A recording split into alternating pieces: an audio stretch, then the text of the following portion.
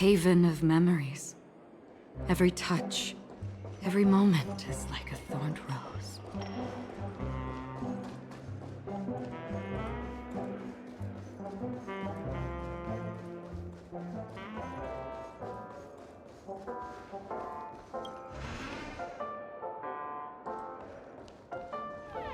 Wake up! Wake up! Hey, wake up! The sun's frying your butt.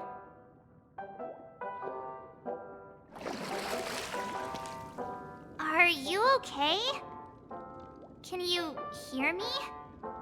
I didn't hear a peep from your room, and it really freaked me out.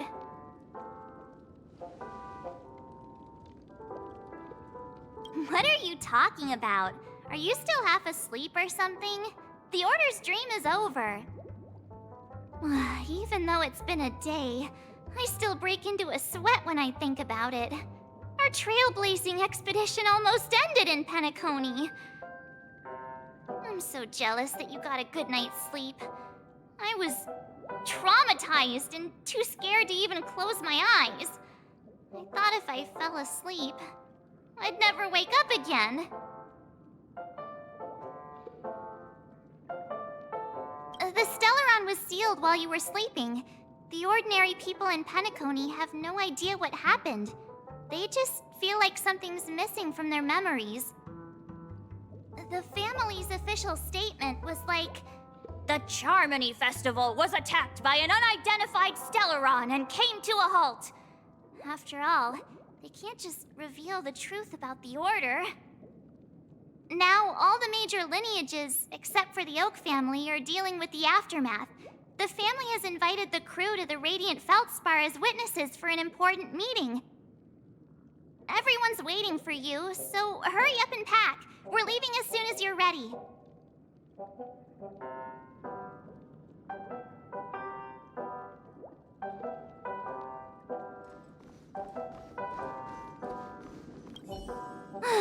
After all this craziness, nothing is better than staying safe in reality.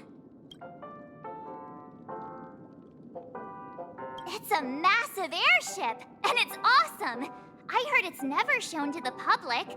Only VIP guests of the family get to board it and enjoy the breathtaking views of Penacony. The Iris family sent us a bunch of souvenirs. Fruit baskets, plus this fancy button model. After you're back on your feet, you can enjoy them all.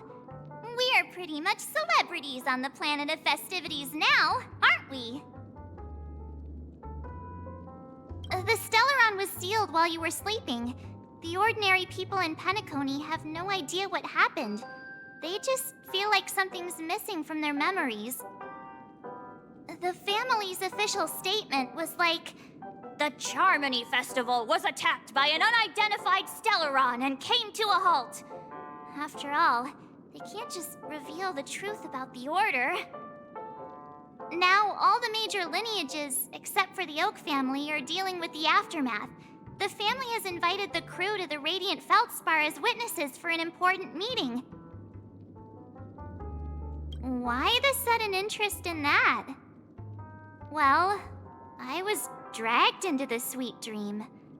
I felt a cold tentacle diving into my memories, but something else was there. So the tentacle suddenly disappeared. And then I dreamed about stuffing my face with delicious food and going on a shopping spree. Sunday didn't seriously believe that was the life I wanted, right? Breaking free from that cheesy illusion was just a piece of cake. Yeah, let's go. We've got some time before we board the ship, so let's catch up with everyone at Dream Jolt Hostelry.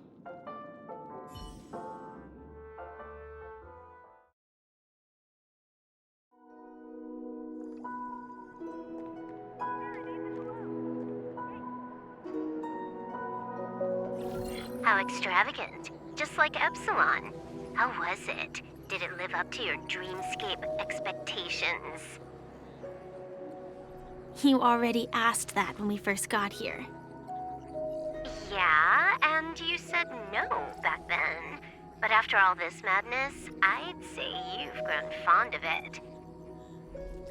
Just a heads up, you're still on the Bloodhound family's wanted list, so keep a low profile. And this time, it's Firefly in the picture, not Sam. That's gotta be a whole new experience for you, right? Indeed.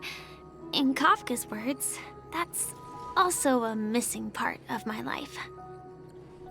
Still, it'd be quite inconvenient if I can't move freely. Could you help me out, Silverwolf? I knew you'd say that. Don't worry. I've hacked all the systems and left no trace. Don't do anything that may draw attention, and don't talk with guards. They might recognize you. Keep these 2 points in mind, and you can go wherever you want, unbothered. Thank you. No problem, Miss Samuel. I love this fake name. Now that we're done here in Penacony, what will you do in your free time? I hear the Genius Society is here. How about we go stir up some excitement? Well, you know my script isn't over yet. I didn't bring you back to hear an answer like that. Don't worry. The script says that I'll experience 3 deaths, but also receive an unforgettable reward on the planet of festivities. How will I know if I don't try? All possibilities exist until the outcome actually happens, right? You may not realize it, but you have a bad habit. Whenever you seem to be asking a question, you've already made up your mind, and no words will dissuade you. Anyway, Kafka asked me to pass on this message. If you see anything fabulous in Penacony, get one for me too. Just swipe my card, you know the pin. She didn't specify anything, but I guess she means a dress, coat, sunglasses, or something else. You know better about fashion than I do. Sure, I'll keep an eye out. There's tons of options at OT Mall. Do you think she'll like trinkets, like hair accessories or brooches? Those sound more like something for young girls. Maybe you should keep them for yourself. Oh, by the way, Blade didn't explicitly say it, but I think he was trying to say something like, temptation will show up again in Penacony. He's always so subtle with his words. Got it.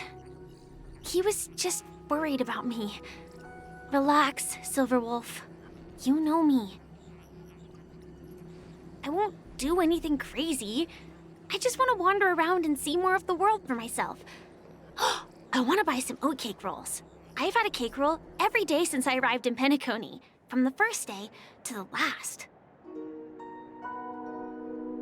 But today, I'll buy 2 and give you 1. And if you don't like them, I'll enjoy double the pleasure. Or I can bring one to Kafka, as she never refuses. Or maybe I'll give it to Blade. He'll appreciate it. That's not written in the script, right? But as you see, I have added new footnotes to my destiny.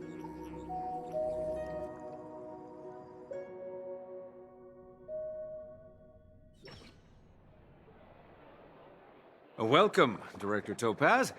The family ambassadors are still inside making preparations, but the big boss hasn't arrived yet. It'll be a while before the conference starts, I'm afraid. Huh. Quite a spectacle. The family really knows how to make things look impressive. I thought they would choose a more formal and low-key location for the conference. I didn't expect them to go with a luxury airship. About this, Director. I've asked around. This airship, named the Radiant Feldspar, belongs to the Alfalfa family. This conference between the IPC and the family will have a direct impact on Penacony's future. Such an important event should have been held at it. Well, somewhere secretive in the moment of morning dew. The atmosphere here, it doesn't feel serious enough. If I'm right, this conference is probably just a prelude. Whoever organized it wants to assess the IPC stance beforehand.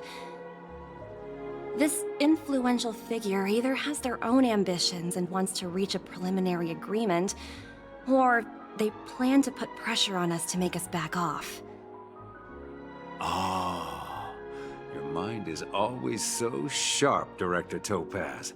And when the big boss arrives, please remind her to be cautious and watch out for any traps.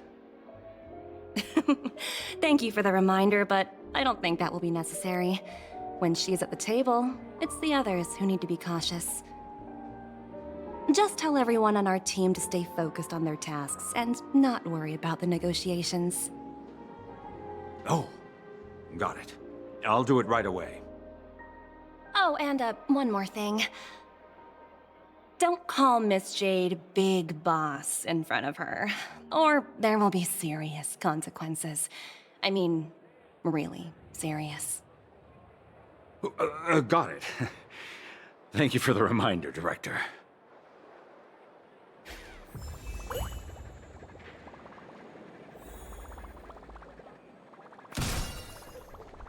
I tripped and fell right here. Just completely face planted.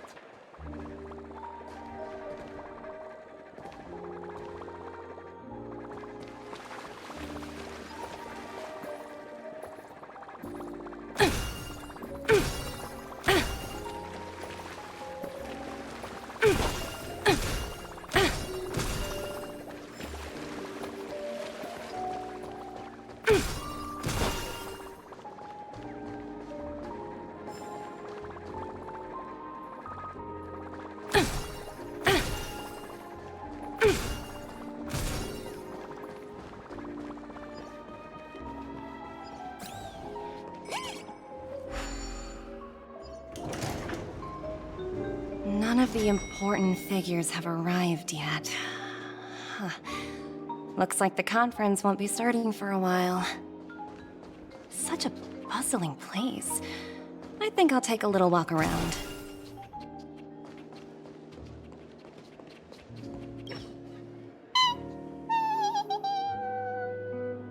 Oh, are you hungry, Numby?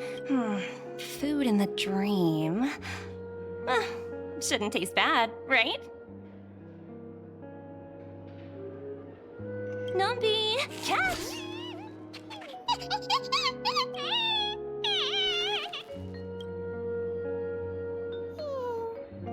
Ooh, oops, not to your liking, huh? Sorry. I'll treat you to a nice meal once we get back to reality.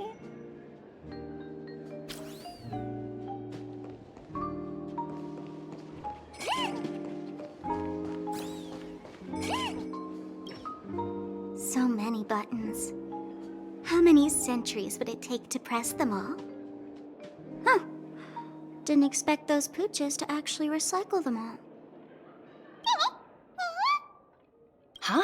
What are these?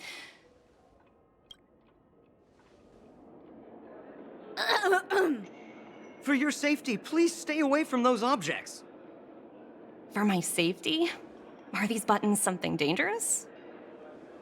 Not exactly.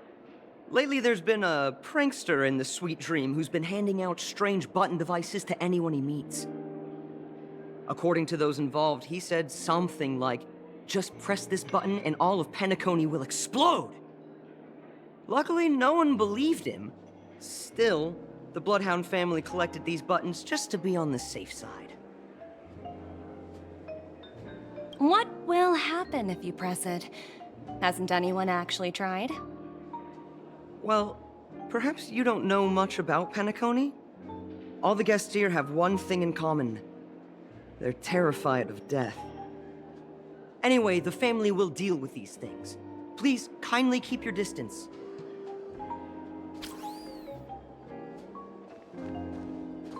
For your safety, please stay away.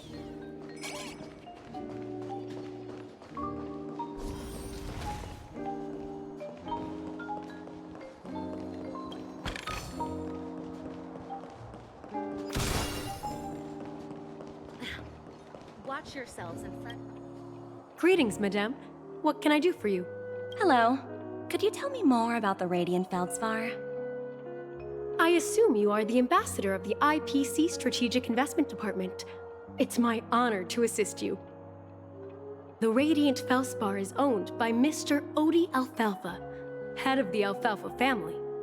Mr. Alfalfa invested a significant amount in building this luxurious airship an Ember era ago, and it has been sailing across the 12 hours of the dreamscape ever since.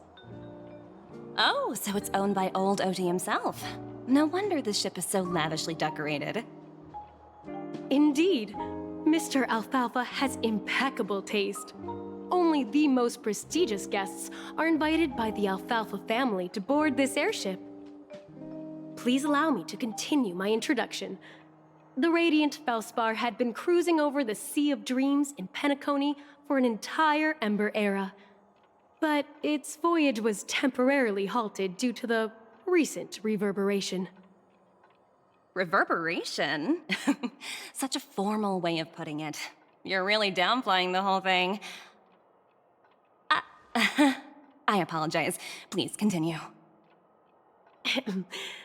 Following the previous reverberation in the Sweet Dream, the Radiant Feldspar had to suspend its voyage temporarily. Thankfully, the factors that disrupted the dreamscape have been resolved. However, due to, well, certain special reasons, the Charmony Festival, originally scheduled at the Penacony Grand Theater, had to be temporarily postponed. So, Mr. Alfalfa suggested relocating the Charmony Festival to the Radiant Feldspar, taking this opportunity to announce the resumption of the airship's voyage. Well, that would meet the family's needs and also create momentum for Mr. Alfalfa himself. Quite fitting for a legendary tycoon like him. Thank you for explaining matters to me. Goodbye.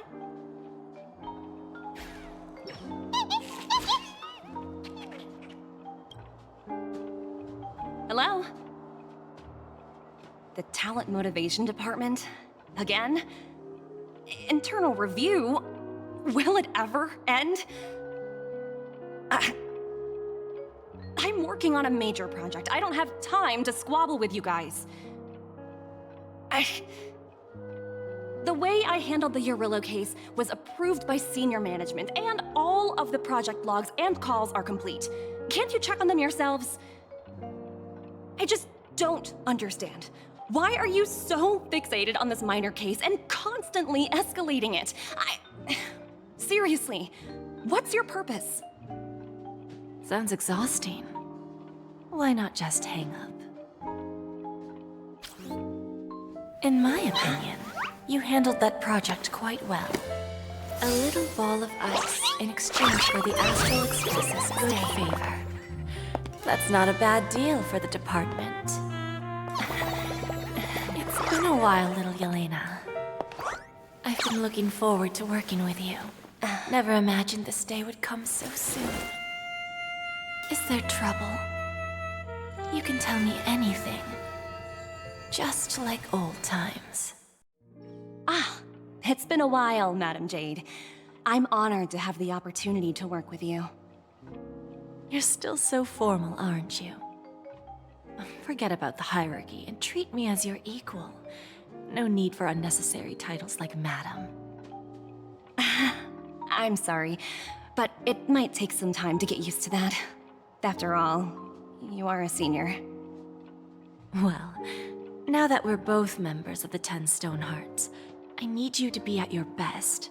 Especially since the upcoming negotiations leave no room for error. As sharp as you are, I'm sure you've figured out the true purpose of this conference, right? I believe old Odie has taken it upon himself to test our limits before the official negotiations between the IPC and Penacony. That's true. and it works in our favor. Do you know why? If we can reach some sort of agreement with old OT beforehand, and gauge our opponent's boundaries, our future negotiations will go much more smoothly. That's the obvious benefit. Exactly. And the hidden benefit is that as the head of the Alfalfa family, his actions suggest that the 5 lineages might not be as united as the Odes of Harmony would suggest.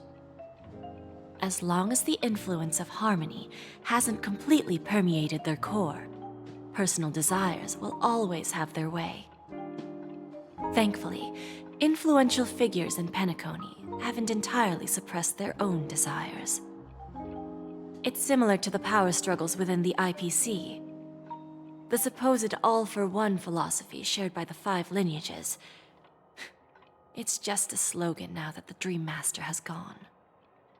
After the downfall of the Yoke family, old OT's faction became the dominant force in penacony. Even if we consider only the succession order, he's the longest serving and most senior among all the family heads. Yes. That's exactly why we need to handle the conference following an agreed-upon strategy. It's like playing a game of chess, where every move needs to be carefully thought out. Absolutely. The 3 steps of negotiation. Listen, test, and strike. That's what you taught me. Pretty clear. Although, you seem to have changed the order in the Yarilo case. That was based on my personal experience.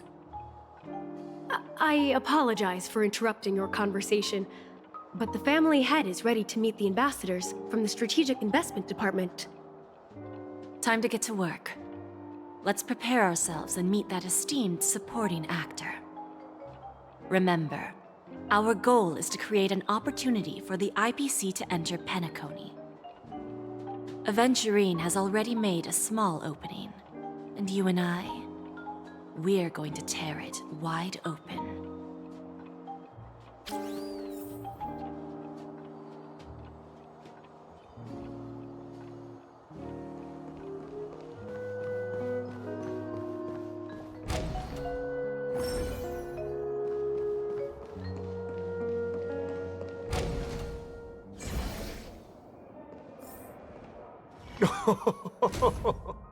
Welcome aboard my ship, the Radiant Feldspar. Smart and charming ladies. Please, have a seat. Let's have a pleasant conversation.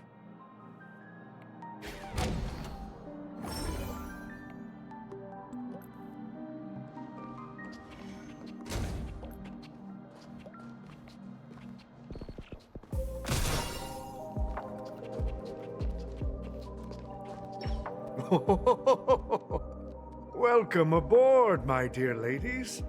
Forgive me for any lack of attentiveness that might have led to a lengthy wait outside. No problem at all, Mr. Alfalfa. It's my honor to meet you in person.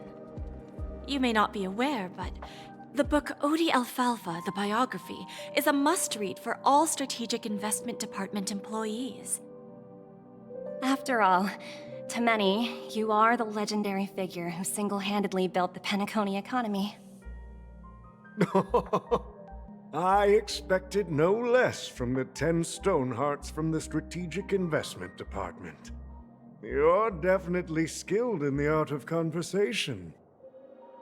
I always enjoy talking to smart people because we don't have to beat around the bush. We can just get straight to the point instead. Since I invited you IPC ambassadors on board, I'm sure you've figured out the topic I'd like to discuss, yes? The future of penacony, if I'm not mistaken. Precisely. Those few words represent a terribly complicated situation indeed. Let's take that golden-haired guy who's not showing up, for example. He put in great effort and almost got himself killed. But what was it all for? Wasn't it eventually to create an opportunity for you IPC to regain control of the precious Astana? The wisdom and experience you've accumulated over 10 Amber Eras are truly impressive. Let's assume your assumptions are correct, Mr. Alfalfa. How would you respond to the IPC's actions? I appreciate your composure, Miss Jade. You must have witnessed much in your worldly experiences.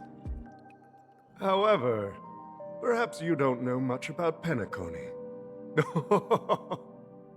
Old Oti won't sit idly by when faced with a greedy wolf.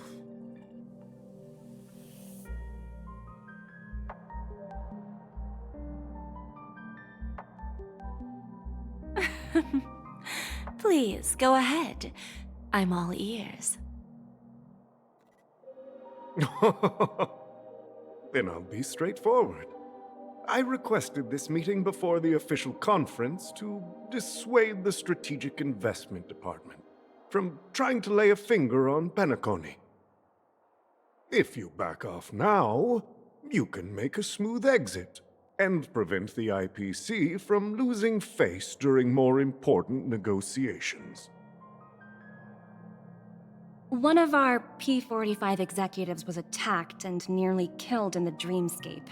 The IPC can't simply ignore this incident. Moreover, considering the turbulence during the Charmony Festival, Penacony's credibility has taken a hit in the public's eyes. Despite your determined attitude, the issues plaguing Penacony are real, are they not? You use the term real, Miss Topaz, but let's not forget that this is the realm of dreams. If you want to succeed here, you need ambition and unconventional thinking. Curious about how I plan to respond to the IPC? Well, I don't mind sharing. My actions will help Penacony take a significant step forward by self-listing and going public. Going public? If I'm not mistaken, you want to bypass the IPC and go public on a universal scale. Precisely. Instead of watching the IPC gnaw away at Penacony, I'd prefer to open the doors of the sweet dream to the entire universe. Starting today, anyone in the cosmos can become a shareholder of the land of the dreams.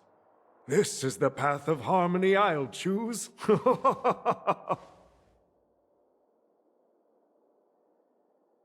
This reform should have been implemented earlier, but unfortunately, the Oak family were a bunch of blockheads blinded by order. Their level of intellectual flexibility doesn't even come close to an old fellow like me. Thanks to the little reverberation earlier, the biggest obstacle between me and my reforms has been eliminated. The Alfalfa family will publicize the financial results of Sweet Dream Paradise, so that the entire universe can see that despite the catastrophe, Penacony still holds immense potential and opportunities, and that the family remains confident in its future.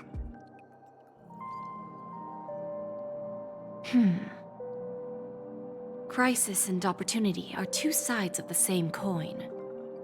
So, you've been waiting for the right moment for Penacony to regain the spotlight. And if Penacony should seize this opportunity to overcome adversity, even if the IPC tries to intervene, every move we make will be scrutinized by trillions of people.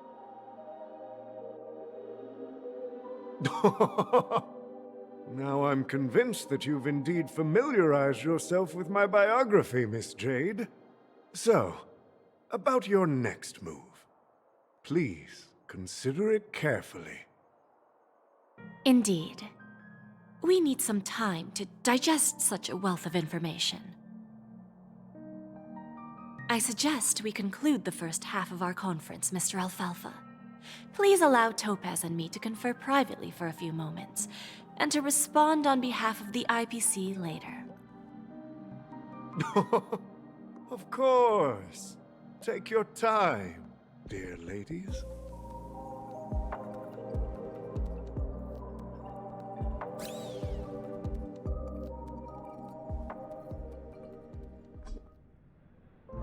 The Alfalfa family had a meeting with the IPC? I got this information from a message sent by that IPC ambassador. He said it was to return the favor. It's not hard to imagine. Penacony today is pretty much like the frontier prison it once was, with external forces casting greedy eyes and the undercurrent of order lurking within.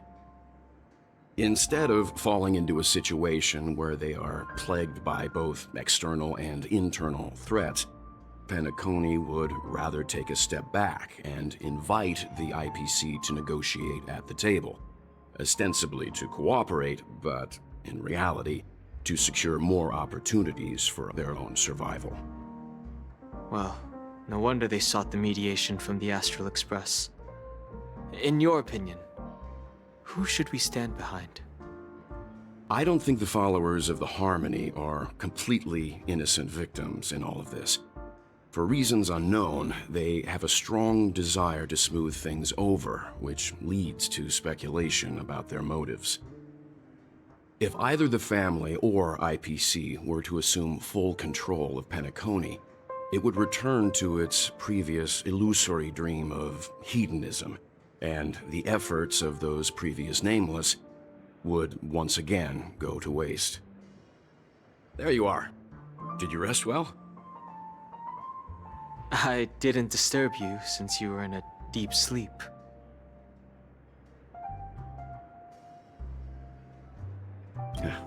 Even long dreams eventually come to an end. Our adventure in Penacony is reaching its conclusion. After Enna's dream was shattered, the family branch from the Montour system soon arrived and swiftly took control of the situation. Most members of the Oak family fell unconscious, but fortunately, their lives were not in danger. The mastermind behind the plans was confirmed to be Gopher Wood, the previous Dream Master. But by the time we arrived, he was dead already.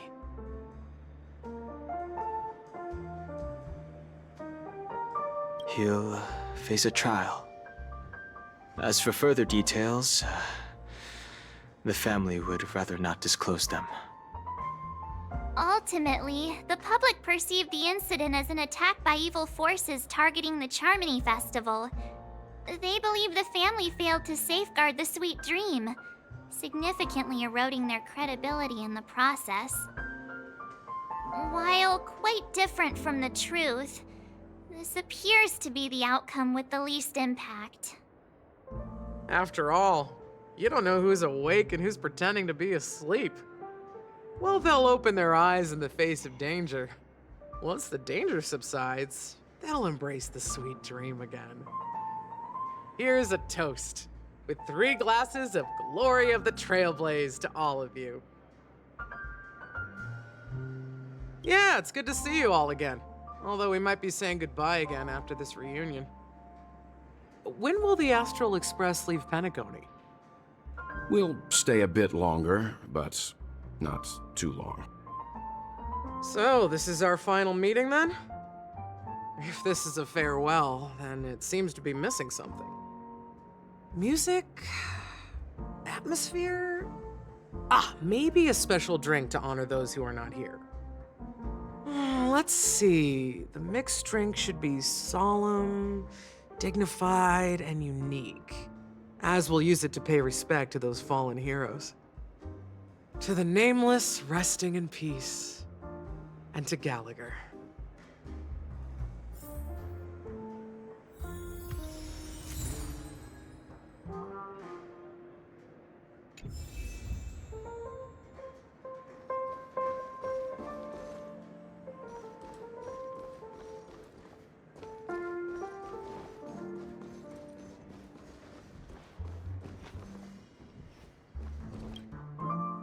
Guess what? Something weird just happened when I was on my way over here. Someone gave me a strange gift. I unwrapped it and found out it was a button with a message on the back. Just press this button and all of Penacony will explode. That sounds terrifying! But who would launch such an obvious attack? They just want to stir up chaos. By the time I turned around, the person had already vanished, so I handed it over to a nearby hound. I heard there were many similar reports before the Charmony Festival started. I'm really worried about the future of Penacony.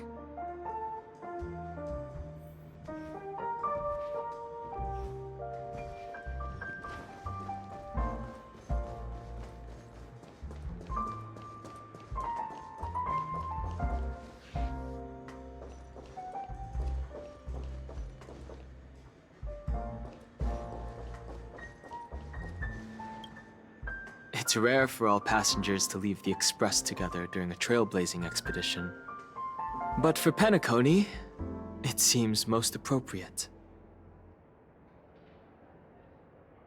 Given the conductor's presence, there's no need to worry about it. However, it's crucial that we soon return to inform Pom Pom about, the Nameless.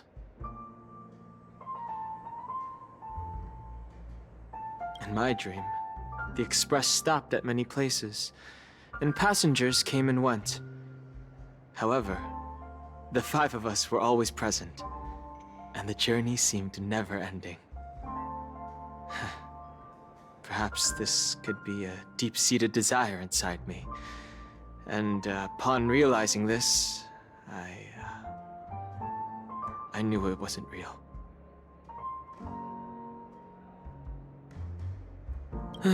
No related records exist in the databank, but I have a theory.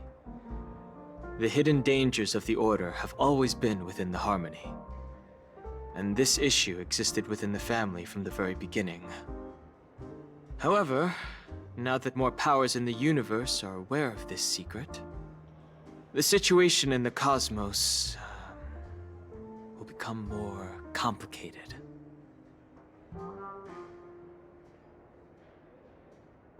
Like I said, we'll go and see. Once we've packed everything, we should head to our next destination.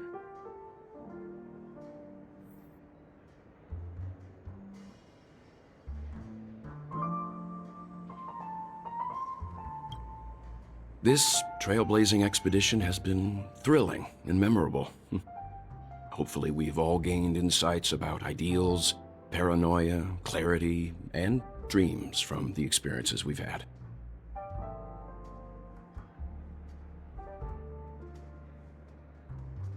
One bird longs for the earth and the other longs for the sky. Even if Robin had to stop her brother with her own hands, she won't give up on him. However, facing punishment from the Harmony is inevitable. He will face a trial. As for further details, the family would rather not disclose them. Since the family took up residence in Penacony, the Order has been hiding in plain sight under the guise of the Oak family, using the Stellaron's power to strengthen their hold on the Sweet Dream, which eventually resulted in disaster. That's the claim the family makes. Whether they were truly unaware of all this is a delicate matter. Venturine's efforts finally earned the IPC a seat at the table. As a result, a more senior representative arrived in Penacony and initiated negotiations with the family. As far as the Astral Express is concerned, the IPC will make for an invaluable ally during the negotiations to prevent Penacony returning to its former ways. Well, it was somewhat surprising. In that dream, I returned to my homeworld and reunited with my long-lost friends. And for some reason, Acheron resurfaced in my mind. When I realized that her conclusion was not preserved in memories, I became aware of the bitter truth. The conclusion of a journey can often be sorrowful. All we can do is to try to make sure it ends on a happy note.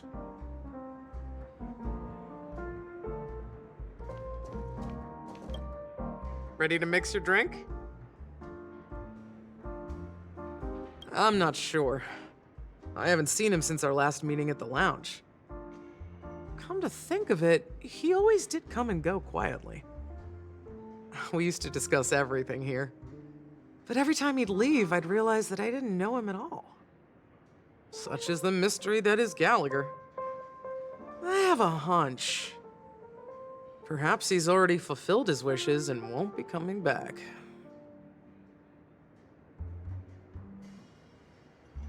Before we start, would you like to talk to your friends? We have plenty of time.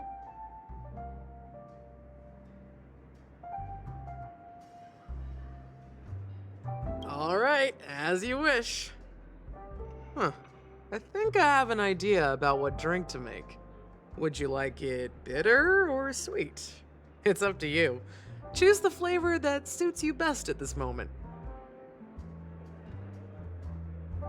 Drowning sweetness. One of the most challenging drinks to make. A slight imbalance in the ingredients can result in an overwhelmingly viscous sweet taste. However, with the right ratios, you get a uniquely sweet drink with a lingering aftertaste. Not a bad choice. Let's start mixing.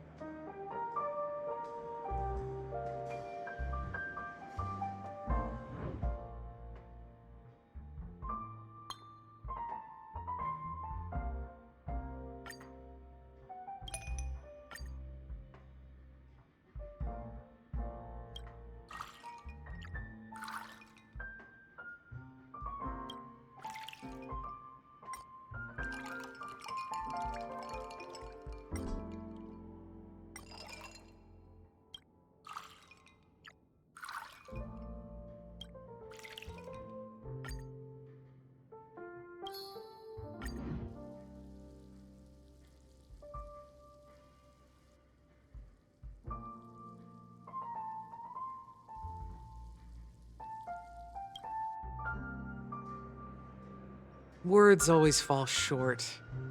If you want to bring closure to past events at this lounge, there's no better way than mixing a drink.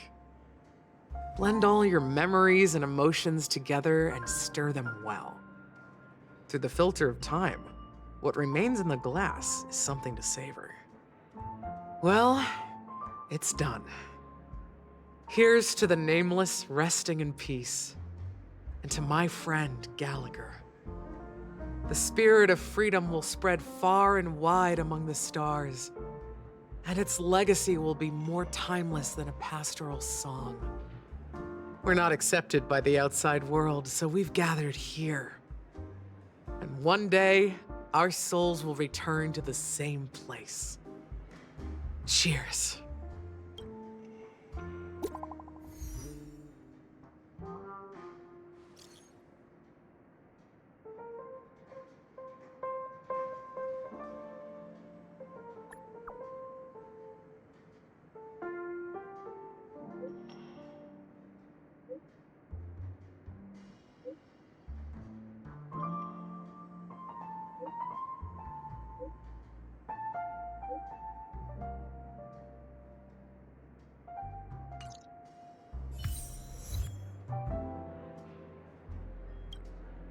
Oh, are you leaving?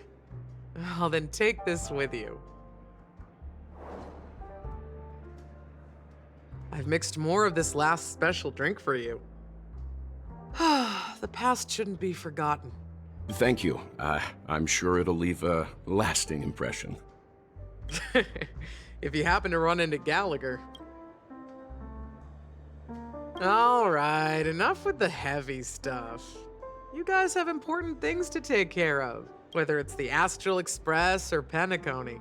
There's still a long journey ahead. So let's lift our spirits, guys, and embark towards our tomorrows.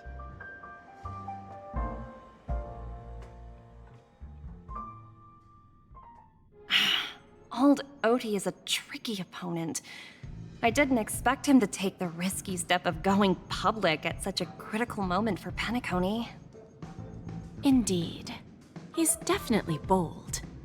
It's that kind of boldness that made him the Odie Alfalfa he is today. Still, the outcome is uncertain. Shouting loud doesn't necessarily carry any weight.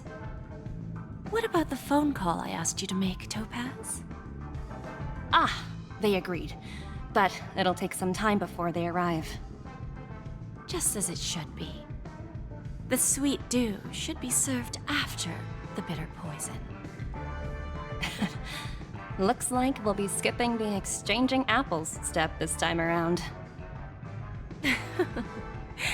Now that we're dealing with a greedy merchant, a simple apple wouldn't make a difference. Well, I guess I included myself in that remark too. Now I'm a bit curious, Topaz. Do you think Penacony is a quality asset? Yes. Despite its recent calamity, Penacony remains a top-quality asset within the cosmos, with good credit, lucrative potential, and promising prospects.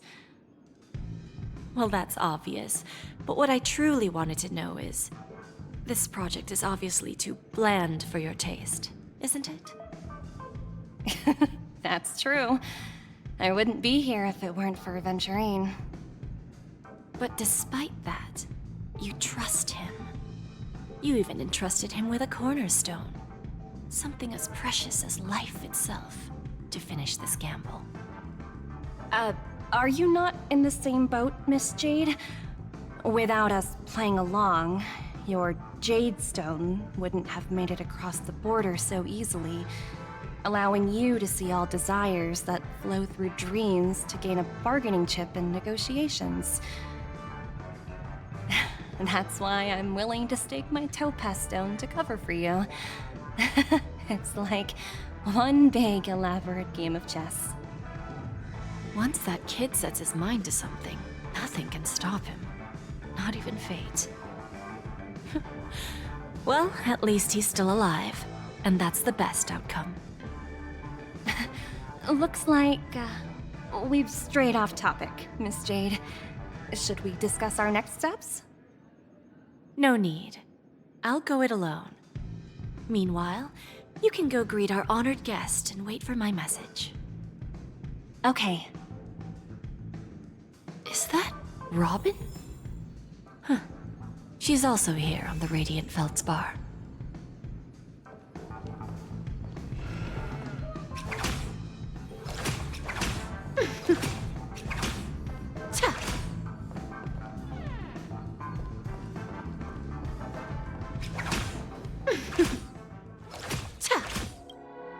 Greetings, Miss Robin. I didn't expect to meet you here. Miss Jade? Greetings. The opening ceremony for the Charmony Festival has been moved to the Radiant Feldspar, so I'm here making some preparations. How about you? Have you spoken with Mr. Alfalfa? I'm actually on my way to meet him right now. Do you know him well, Miss Robin? Unfortunately, I've never met him. I've only heard a few comments from the former head of the Oak family. Mr. Alfalfa is respectable when it comes to business, but in other respects, I can't say the same. Where do you think the future of the planet of festivities is headed? I believe the sweet dream will see its rebirth, just like the Radiant Feldspar resumed its voyage. The Harmony needs a new direction. Only by bidding farewell to the past can we actually sail into the future. There are no permanent allies or everlasting enemies. So let's both take what we need from this deal. Naturally. I'm looking forward to your performance. See you at the festival. See you later, Miss Jade.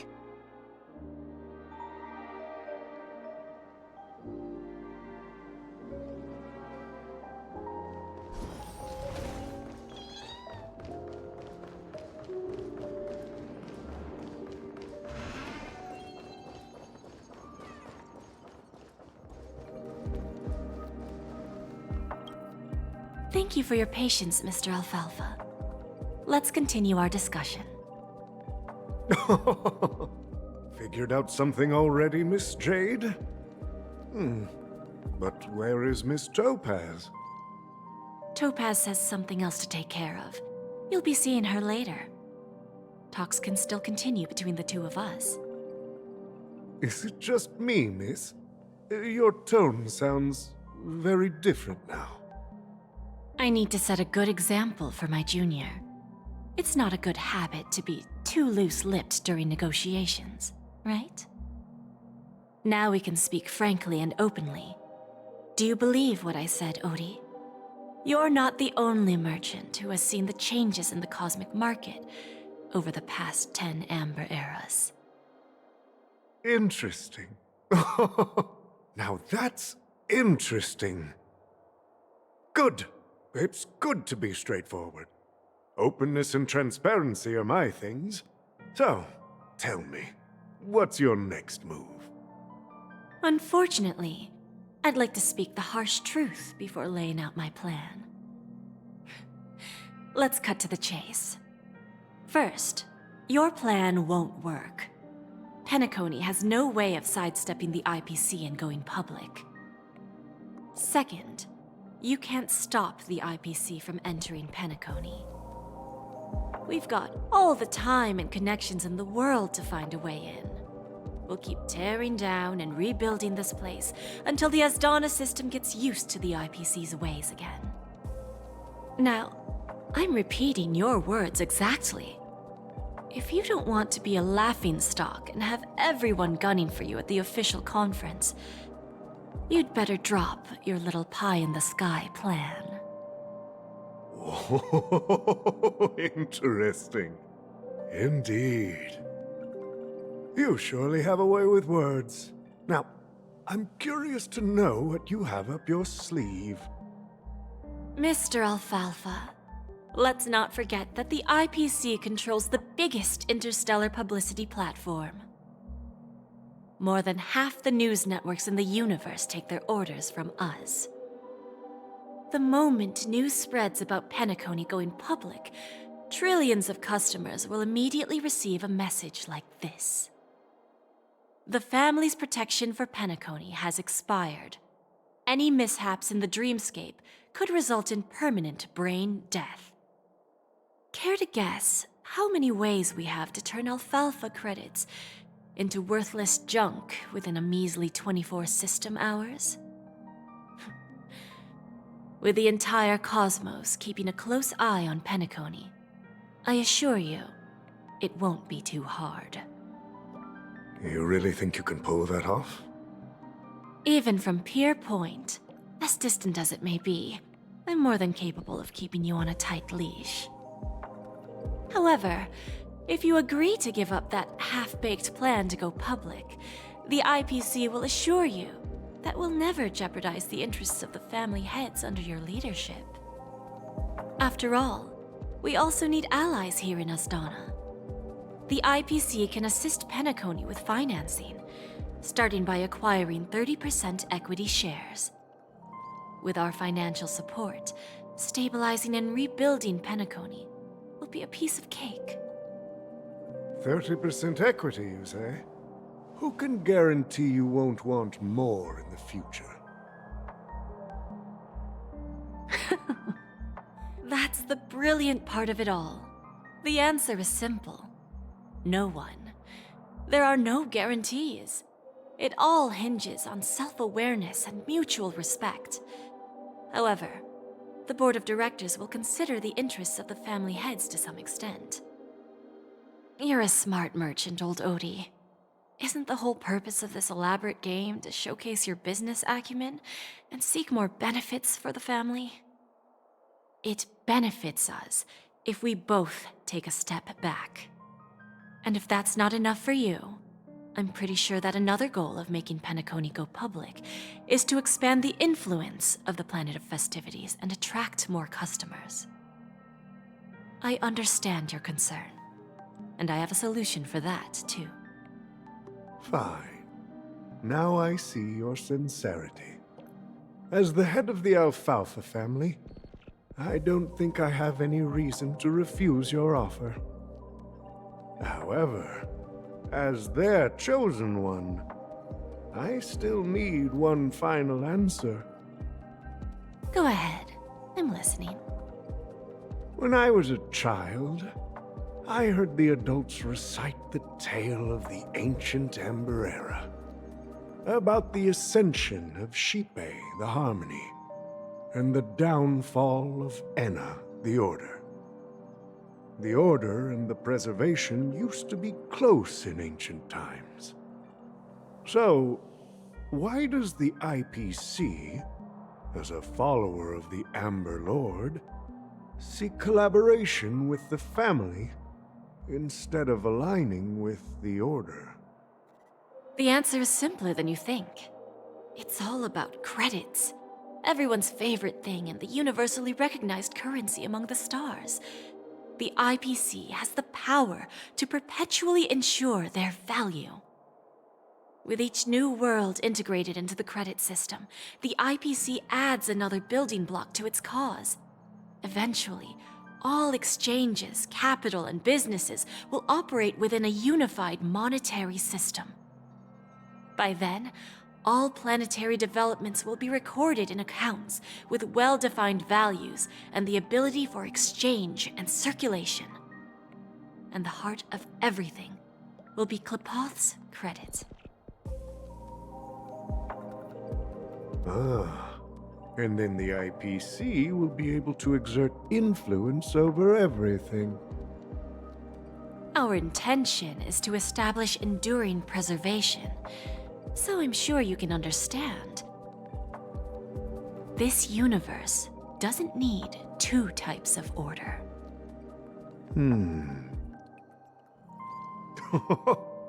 Well said. Now you've convinced me. All right. Tell me your solution. Let's see if we're thinking the same thing. Then let's continue our conversation. Please, Topaz, invite Sweet Dew to join us at the table.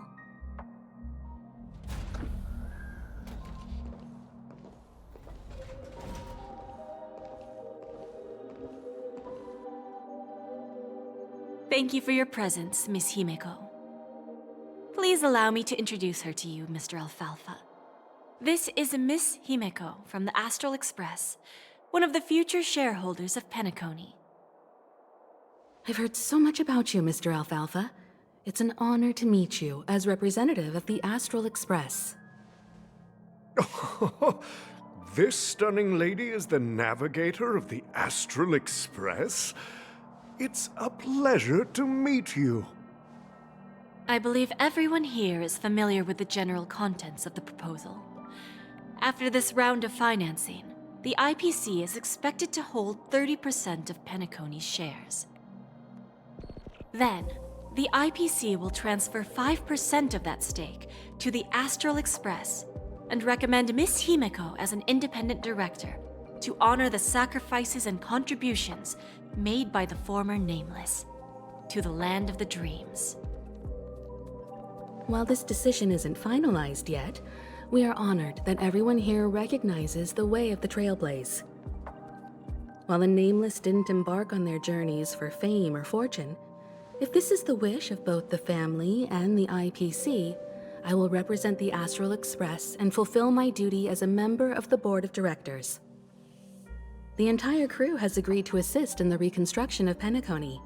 Beyond that, in our future travels, we are committed to bringing the beautiful dreams of the planet of festivities to more worlds. Of course, all cooperation is based on one premise. The path of harmony in Penacony must not be distorted again, and such a tragedy must never recur.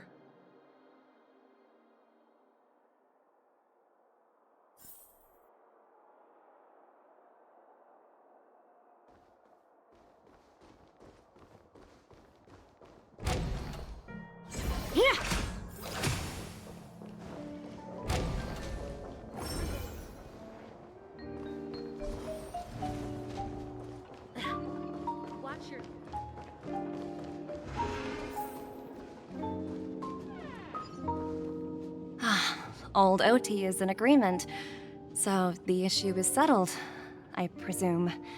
What about the remaining family heads? They will soon realize the situation. When old Odie answered the last question, he represented more than just the Alfalfa family. When should we schedule the formal negotiations? I'll handle the arrangements. It's all up to you. I'll step back and let you handle the negotiations and takeover. I won't be involved. But Miss Jade, this is... Aventurine initiated this case, and you were his project partner. If that kid hadn't overplayed his hand, I wouldn't have been pushed to the forefront. I came here today to help you sort out the toughest issue. I trust you'll be able to wrap things up quite nicely, little Yelena. Of course, there won't be any problems. And please, give Diamond my assurance. Don't worry. Diamond has always trusted us. I'll put in a good word for you, and you'll have your P-45 position back in no time. Radiant Feldspar. What a fantastic ship. Now that my business is done, it's time for me to indulge in my own little hobby. Ah, you want to open a Bon and Jade exchange branch on this ship too? Opportunities like this don't come around often. Just look at the guests on this ship. They're surely holding a wealth of valuable treasures. Well, I'll take my leave. A pawn shop can't run without a boss. See you around, Topaz. I have one more question for you, Miss Jade. Go ahead. That dose of bitter poison. I'm curious as to how you found this information. I didn't find the information. It came to me. It was from a lady concerned with the future of the Harmony.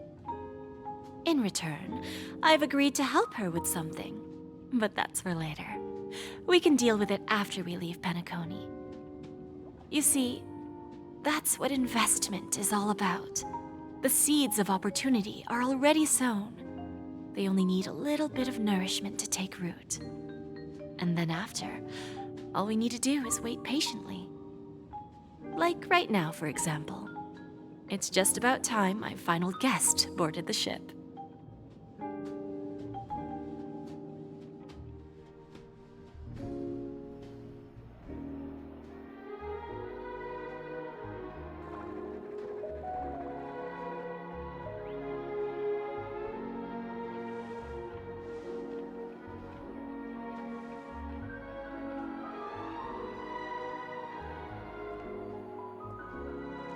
Sneaking in was way easier than I thought. The family's security is as lax as ever. So, this is the Radiant Feldspar. So luxurious. A pawn shop that grants wishes. Is there really a place like that on the ship? I'll find out for myself if the rumors are true or not. I tripped and fell right here. Just completely...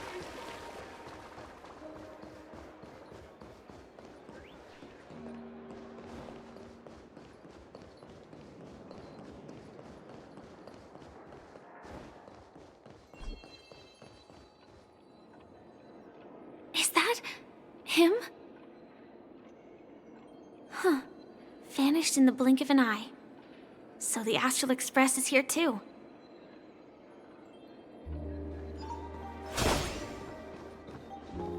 By the way, there's one more thing. Mr. Alfalfa and I discussed it. I'll present a gift to the Astral Express on behalf of the family as a token of gratitude for the Nameless's contributions to Penacony. Please help me with the necessary arrangements. Right away, Miss Robin. Can I ask you something? Oh, greetings, miss. Is there anything I can help you with? Do you know how to get to the pawn shop? Pawn shop. Ah, you must be talking about Lady Bonajade's place, right? I heard she offers special services there. I've marked the pawn shop's location on your device. Please feel free to check it out. Lady Bonajade. I think I've heard that name somewhere before. Was it from Silverwolf? Come to think of it, she disappeared after mentioning that she was going to meet with the Genius Society. I wonder how things turned out for her.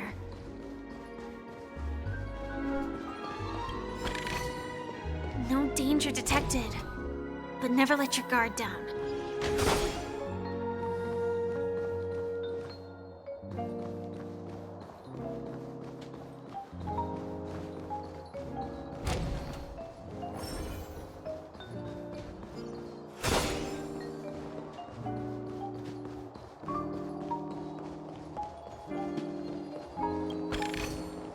Inspection complete. Nothing suspicious. If I win, your chest is mine. Who said I was betting with you? I did. They are still a ball of fire as ever. Sorry, but I've got to find Lady Bonajade first.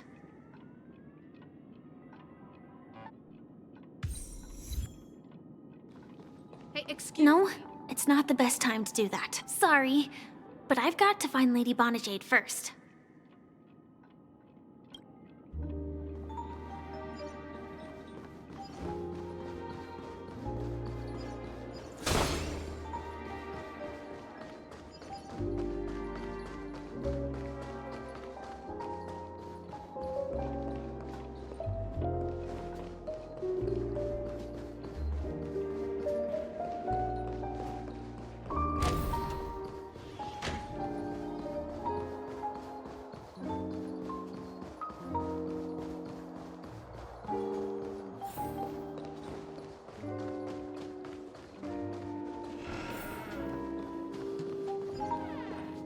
Welcome to Bonajade Exchange, Radiant Feldspar branch. How should I address you, dear lady? Just call me Samuel. Samuel. Nice name. So what do you need, Miss Samuel? And what are you willing to give up in return? I want to keep on living. And for that, I'm willing to give up everything I have. Everything you have? That's right. Everything. Miss Samuel, I think you'd best turn around. It seems you're not quite familiar with the term pawn. What do you mean? I mean it literally. I sense your burning desire to live, but unfortunately, you don't have anything of equal value to offer. Okay. A pawn shop that grants wishes. I see. It's just a marketing gimmick. Well, that's quite a harsh accusation. I understand you may not fully comprehend what I mean, but don't worry. I'll help you understand.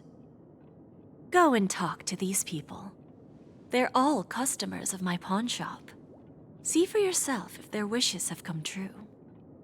Once you've done that, come back to me. I'll help you understand the true meaning of pawn and make you realize what you're missing.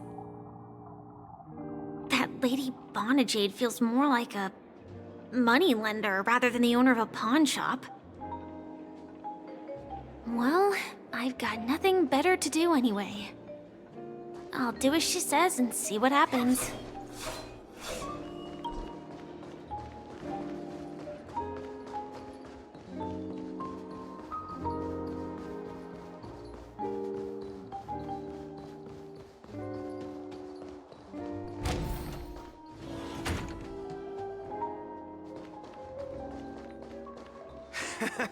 Got it.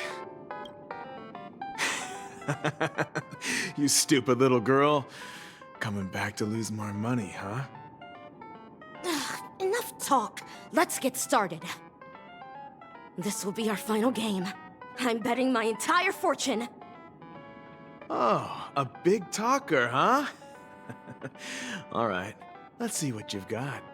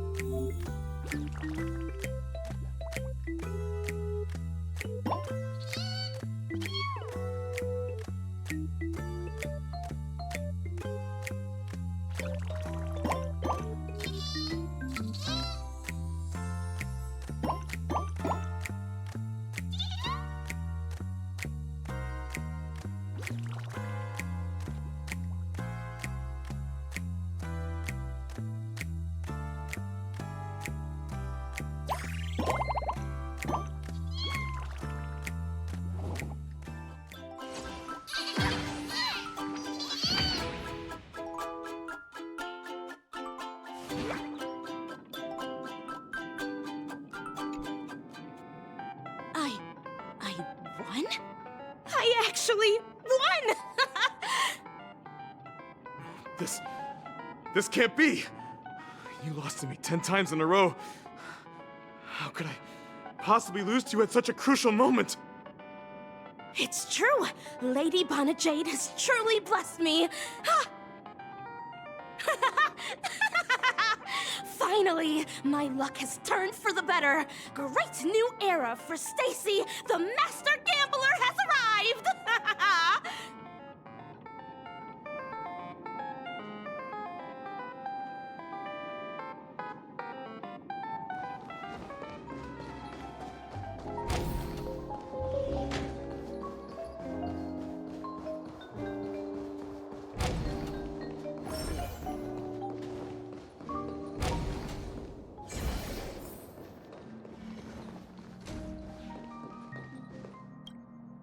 I've prepared a gift for you, Dorothy. Check this out. Whoa! What a beautiful necklace! Is it made of cymophane? It's stunning. How did you know I love jewelry made of cymophane? It has the same purple hue as the necklace my dad gave my mom. I've never told anyone about it. How did you find out, Del?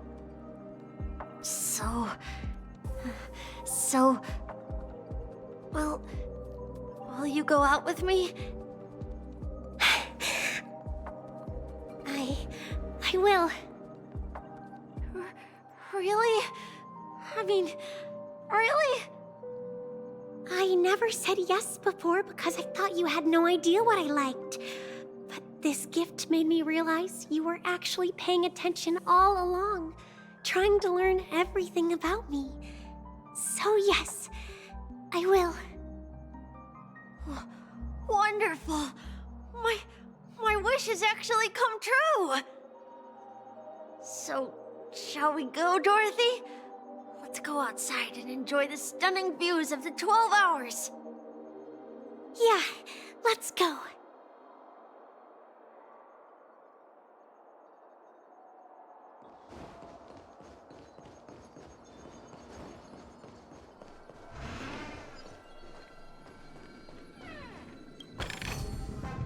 No danger detect. Hey, did you see that? The gray-haired one outside. Don't look around, just focus on your drink. Seriously, they look like a total lunatic. Is that him?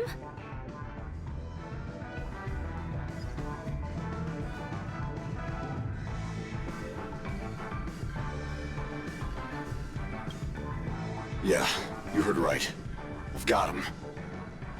He's been hiding at the moment of soul in Penacony, using a fake identity. And he even posed as a professor at Paperfold Academy. I've made a deal with the family. I'll leave the extradition-related paperwork to you. How'd I find him? Well, let's just say I had some help from an influential figure. Don't ask for the details. 22 years. Yeah. 22 years of chasing this guy all over the cosmos. You know, never thought it'd end up like this. Right here. I'm gonna hang up for now, partner. I need to raise a glass to myself.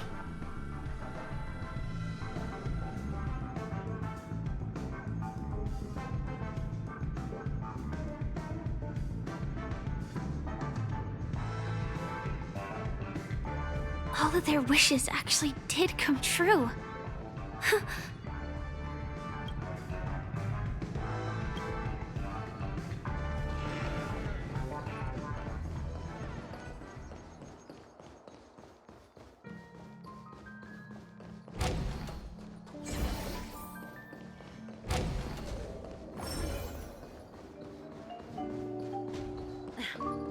Watch yourselves. So you're back, Miss Samuel. Yeah. I found those people. And it seems their wishes did come true after visiting the Bonajade Exchange. But I'm not sure what you want me to see. They all seem to be living fulfilled lives. Not so fast. This step was just to show you that the Bonajade Exchange is genuine. That I had the power to grant their wishes. And now, I'll tell you the price they paid. Dell was from a wealthy family. He was head over heels for Dorothy and wanted to win her heart. So he made a deal with me. He put up his entire fortune in exchange for a gift that would impress Dorothy. It was a piece of cake for me, thanks to my IPC connections. However, Dell will soon find himself evicted from the dreamscape because he can't afford his room. Whether he can bounce back from poverty, well, that depends on him. Let's just hope that necklace will keep their relationship from crumbling. Then there's Stacy, a lady with a gambling addiction. She wanted some serious luck, but she had nothing to offer. So I took something else instead. I took away all her close relationships. From the moment she stepped out of the Bonajade Exchange, every casino in the cosmos would remember her name. But her parents and siblings would sever ties with her, and it would be impossible for Stacy to make any real friends again.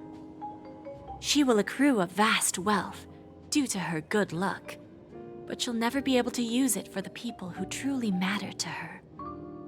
As for Detective Walker, he spent 2 decades chasing down a wanted criminal for some heinous crime.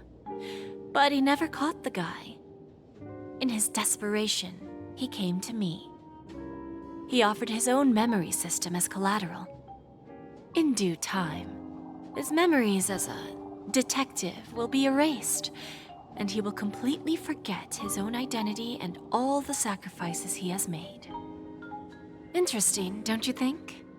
I fulfill people's desires and grant them favors, and soon they come back to me with even greater desires.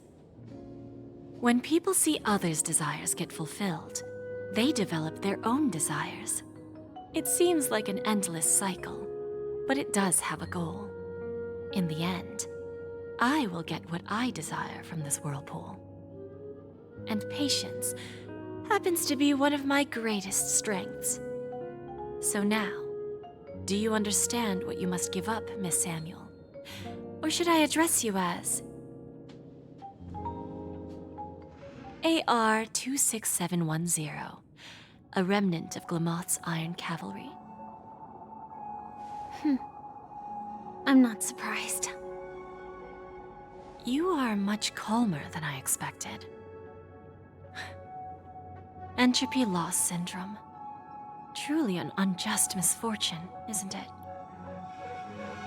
The higher-ups in Glamoth implemented such a failsafe within the genes of their warriors, just to make sure the Republic's most powerful weapons wouldn't fall into the wrong hands. As for the price, those Iron Cavalries weren't exactly seen as regular, independent humans, so there wasn't really a price to be paid. However, you are different.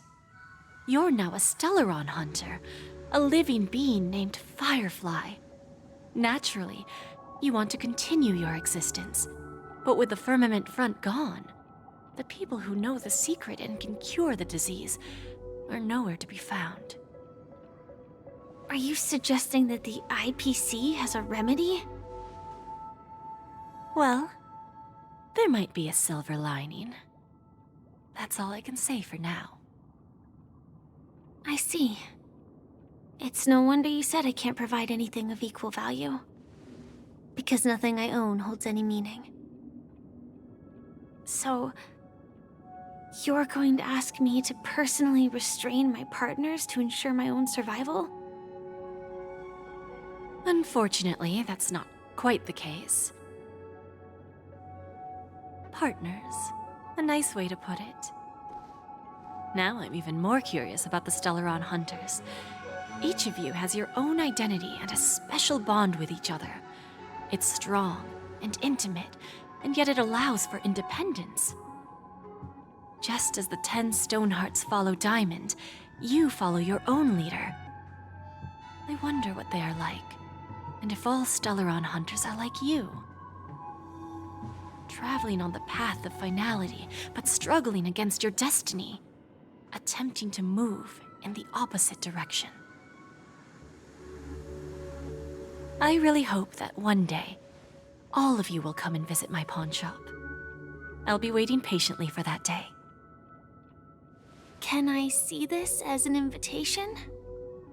From Diamond to the Stellaron Hunters while keeping the IPC in the dark? Consider it more of a personal offer from myself.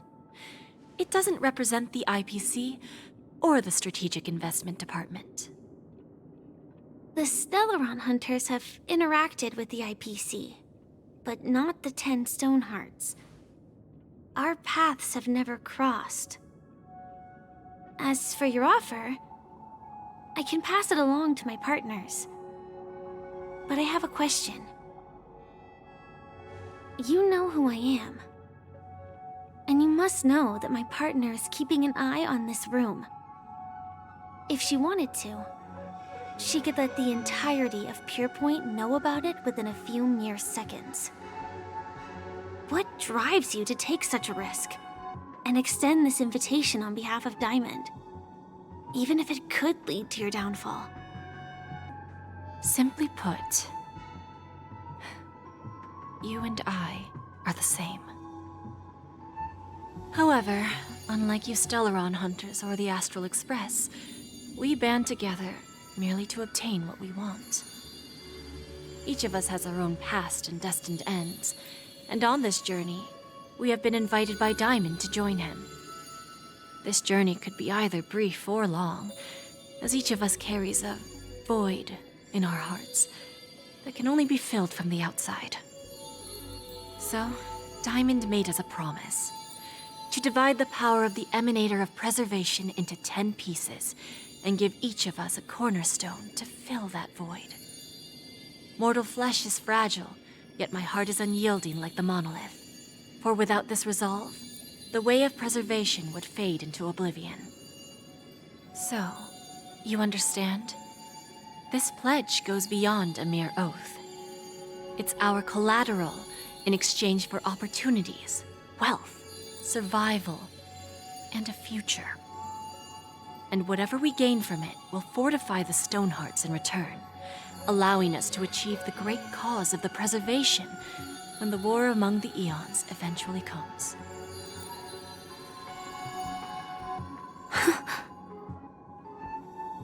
I understand.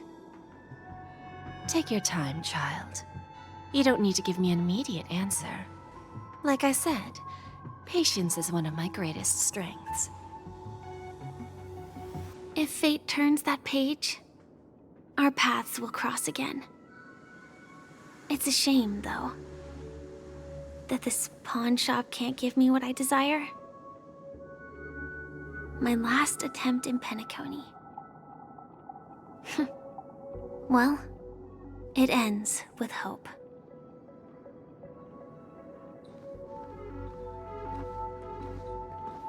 Lady Bonajade? I've come to deliver the collaterals promised.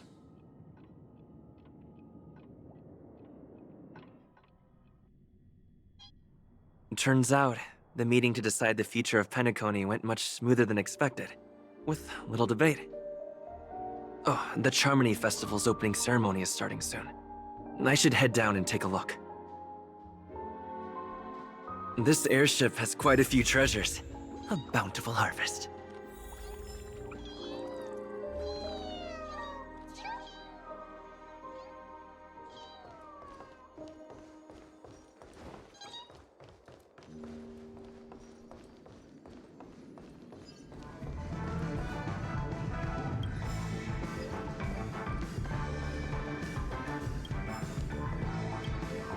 Remember, I can take you out with just one shot whenever I choose. Oh, that'd be my honor. Don't worry, I hate cheating at the table. You better. Ah, look who's here. The great hero of the Astral Express. The most dazzling trailblazer in all of Penacony. Oh, you're here too. Long time no see, friend.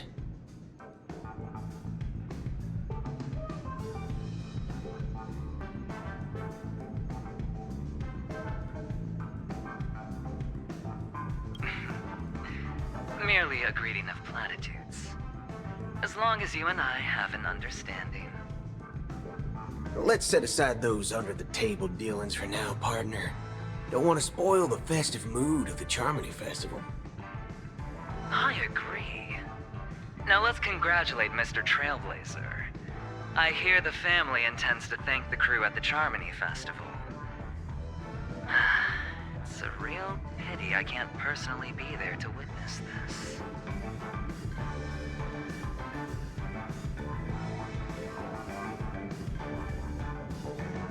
Well, my job was just to give the IPC an opening. Other things aside, I think I did a pretty good job at achieving this. While you were at Dreamflux Reef, we were actually close by.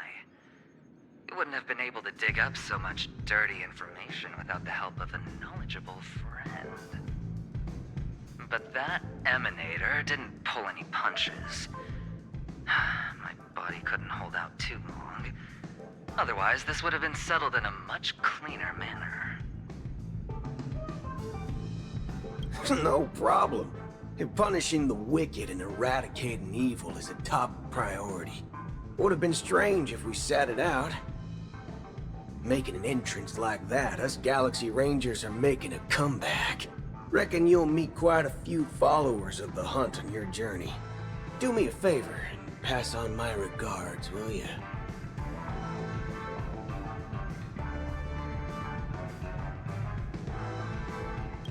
Forget it. I'm not one to beat around the bush. I've got a score to settle with a high-ranking executive fella named Oswaldo Schneider. And this flamboyant fella here can help me find him. The feud between the Marketing Development Department and the Strategic Investment Department is well known across the cosmos. But what I didn't expect was the involvement of the Galaxy Rangers in this feud. Looks like things are about to get spicy. Thank you. And I also hope you enjoy yourself, great hero of Penacony. I'll pass. But I do hope you guys have fun. If you don't mind, let's play a few rounds next time.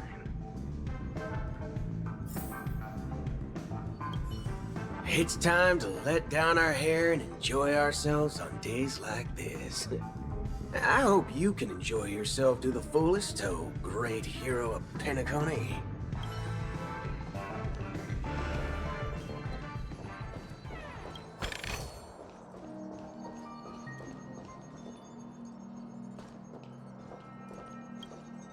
Ah, yes. I remember you. Your performance at Herta's space station was adequate, I suppose. No wonder that gambler likes you so much. Don't try to emulate that gambler's penchant for attempting to be overly clever. I'll let it go this time, but this won't happen again. Very well. The Charmony Festival is about to commence soon. Take advantage of this unique opportunity. A blend of work and play is essential for superior knowledge absorption. The executives of the IPC and the Guild say that we are strategic partners. Yet, from my perspective, I am invariably the teacher, and he, along with you and every other individual, is the student. From this perspective, Aventurine isn't what you'd call an ideal student. Yet, he's also not utterly obtuse. Alas, the void within him can never be filled by talent and knowledge. Let's hope he doesn't turn into a philosophical zombie. Saying such a thing merely indicates that you have not truly grasped the essence of learning.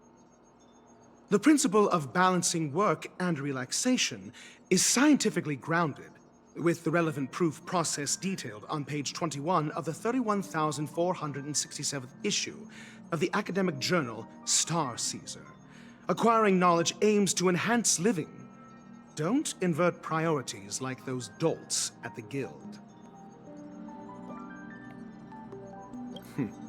Then you'll excuse me.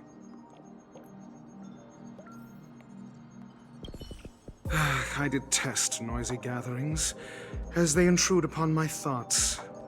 What a waste of time.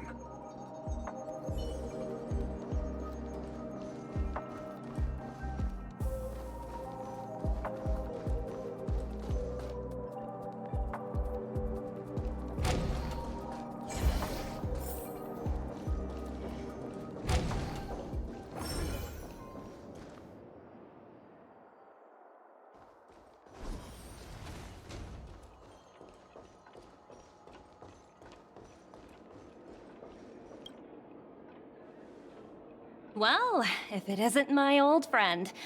It hasn't been long, and yet, here we are again. How are you?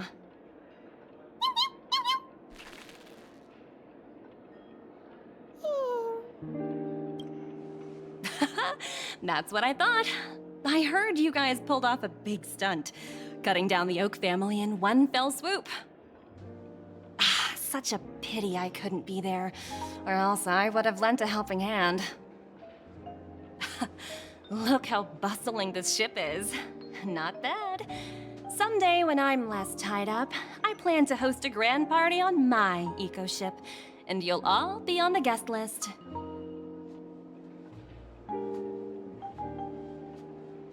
Transform?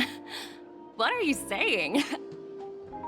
Oh, I understand now. You're referring to Aventurine's cornerstone, right? Sorry. Compared to him, my ability is not as visual. Guess there is no harm telling you. The abilities of the 10 Stonehearts' cornerstones are all different. Some can even read your thoughts, grasp your desires. So, be careful. Now that I think about it, it was good that Branya got there when she did in Bellabog. If she came any later, we probably wouldn't have ended up as friends.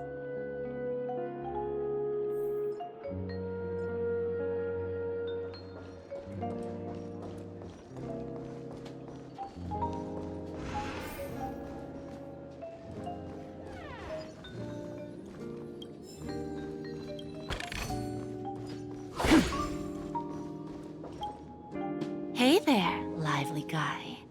Welcome to the Bonnet Jade Exchange. What should I call you?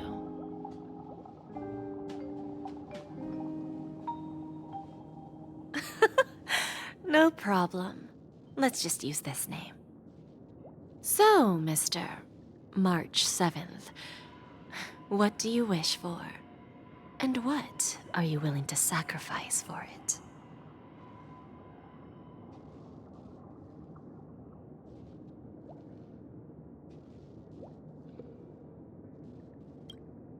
Oh, this is your wish.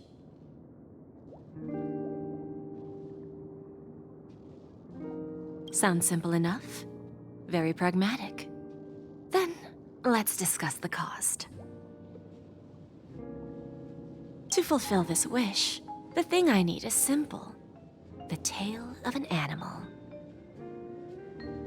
Well, it's a two-legged animal with black fur, a round head, and long ears. It's omnivorous and is prone to mood swings. Most importantly, it has mastered the human language and can communicate. Bring its tail to me as collateral, and your dreams will come true.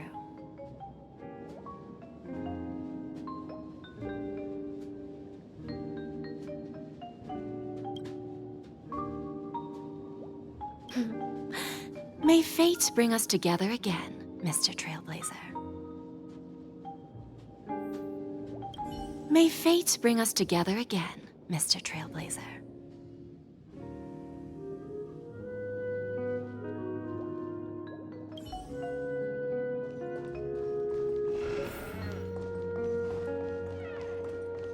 What services do you require?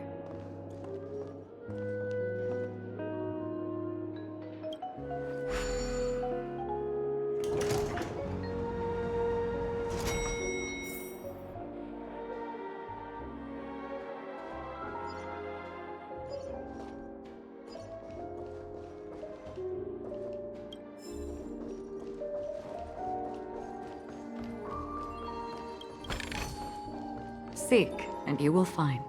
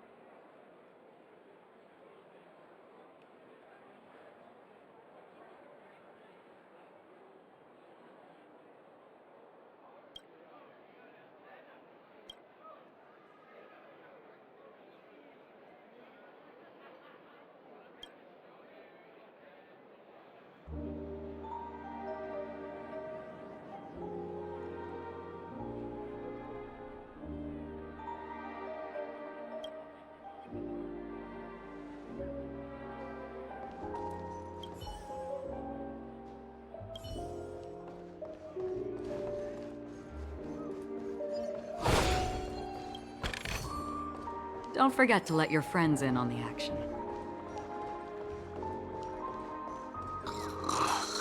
So this is the legendary Radiant Festival.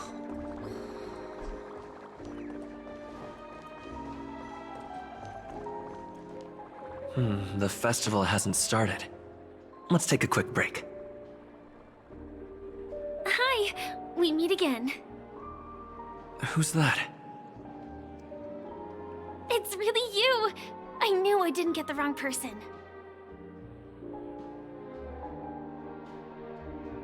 It was you. I saw you opening treasure chests, hitting balloons, and playing dreamy slots. I don't think I'm mistaken, right?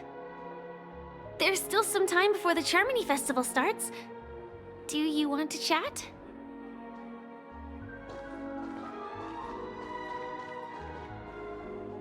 Two murder cases, a showdown with the IPC's ambassadors, the legacy of the Nameless, and a remnant of the Order who wishes to replace an Eon-created paradise with a dream. You guys even ended up shattering the dream. It's truly been quite a vacation. It's a good thing that you guys managed to overcome all those difficult problems. Congratulations! After the Charmony Festival's opening, will you guys be leaving again?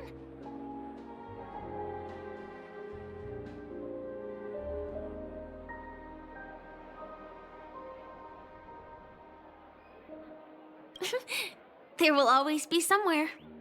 After all, you guys are on the path of the Trailblaze. Before joining the Stellaron Hunters, Elio told me that this journey will tell me how to live on. That's all he said. As for the rest, it's up to me to find out. So, I'll pay extra attention to any leads that will let me live on. This trip to Penacony is no different.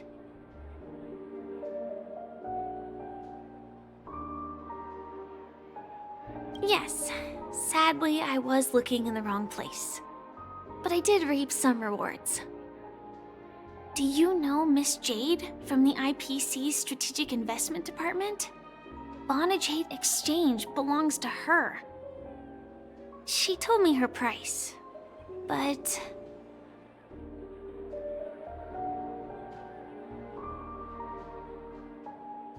I know.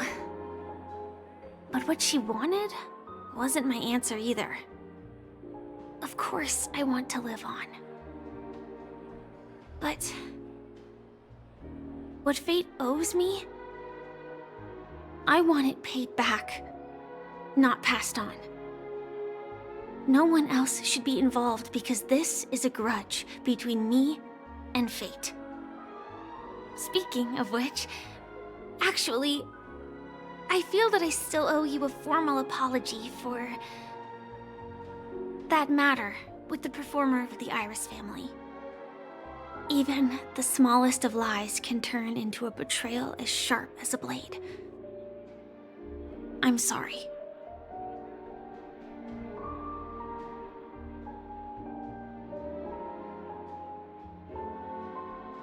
Really?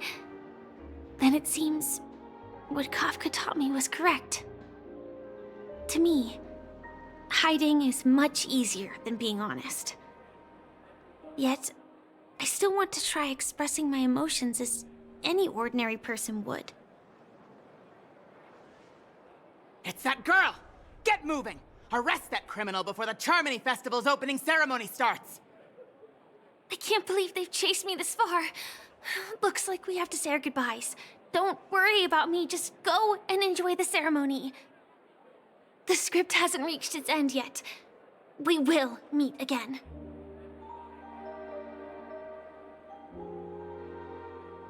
I hope she's okay. But if it's only those two hounds again, she'll probably be fine. I'll send a message later to check in on her. Let's go attend the Charmony Festival first.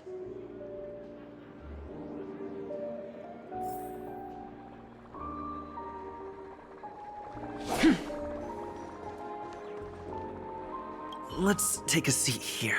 Everything is settled. But there's still some time left. Maybe I should take a walk?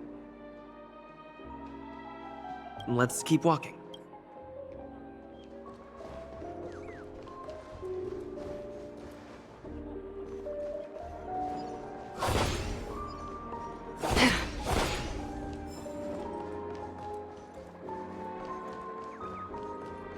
Let's take a seat. Everything is settled. Forget it. I've done enough walking around already. Let's take a seat and rest for a while.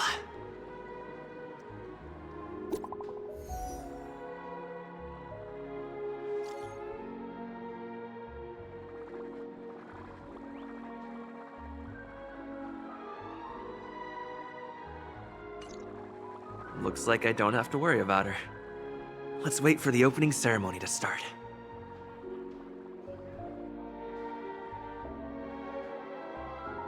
Wow! It's Miss Robin! Hey, Miss Robin! Hey, Miss Hey, Robin! over here, Miss Robin! Miss Robin! Miss Robin! Miss Robin! Miss Robin! Glory to the family! Miss Robin! Glory to the family! Glory to the family! I'm your biggest fan, Miss Robin!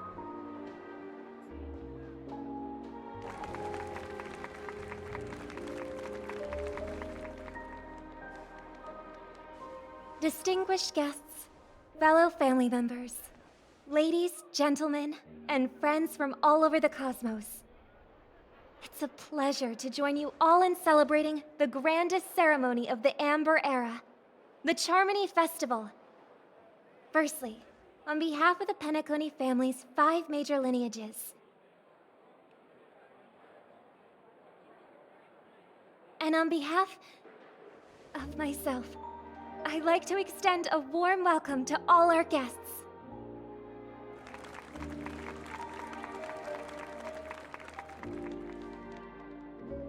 As you all may have noticed, this year's Charmony Festival is far from regular.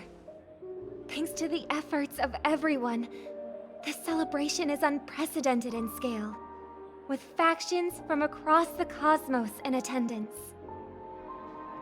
Not only that, the customary opening ceremony held at the Penacony Grand Theater has now moved to the Radiant Feldspar, the very airship you all stand upon. We invite you to express your warmest applause and deepest appreciation for OT Alfalfa, head of the Alfalfa family, for his selfless devotion to the Harmony's cause.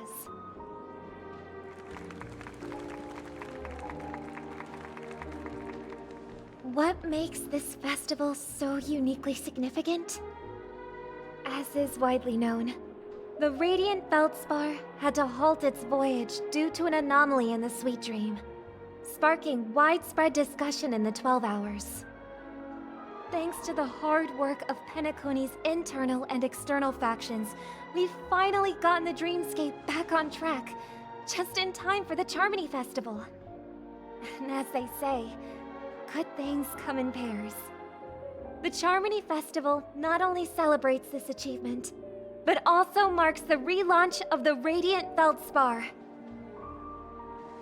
And finally, the last reason. Does everyone remember the Watchmaker? In truth, the family has poured their efforts into this festival just to commemorate this legendary luminary. The father of Penacony, Mikhail Char Legwork, one of the legendary Nameless who laid the foundations of Penacony. In the most bewildering times of the planet of festivities, it was he who descended from the sky with his companions, who taught us through trailblazing where freedom lies. It was also they who led the vanguard in the pioneering of the dreamscape, in exchange for what is now known as the Paradise of Harmony. It can be said that Penacony's splendid success today is deeply rooted in the trailblazing ethos the Watchmaker planted within us. Only by honoring this trailblazing spirit can we fulfill our mission and spread harmony to a broader audience. Aw, that's so nice of her. She's talking about us.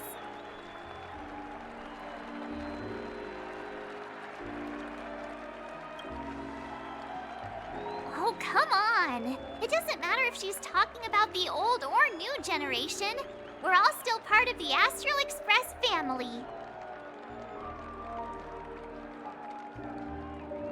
And now, the Sweet Dream is back on track. All thanks to the Trailblaze, of course. If it weren't for everyone on the Astral Express, we wouldn't be able to successfully host this Charmony Festival.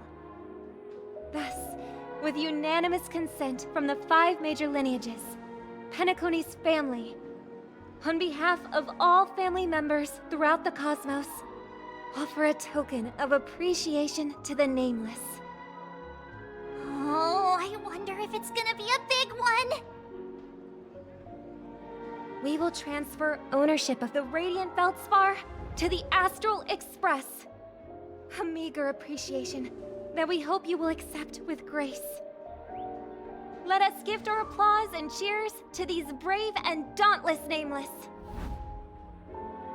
Nameless! Nameless! Nameless! And now, I propose a toast. To harmony, to the Trailblaze, to the future of Penacony and the universe, and to the generous Alfalfa family head, Mr. OT Alfalfa. Cheers! Cheers!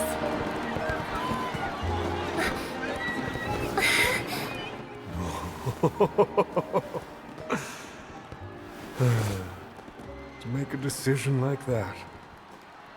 This little bird is no less capable than her brother. All's well, all's well. Right. But have you forgotten someone, my gray-haired friend? I put a bomb on this ship. You have 10 minutes to find it. Better hurry. When did this get shoved into my hands? There are still so many bombs. Now's not the time for plot twists. I can't handle this alone. Time to create a group and inform everyone.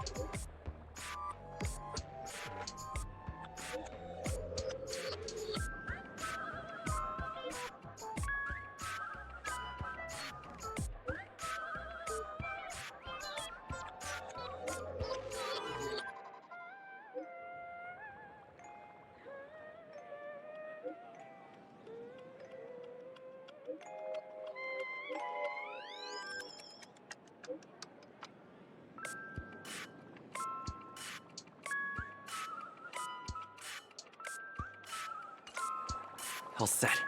Let's start following the plan.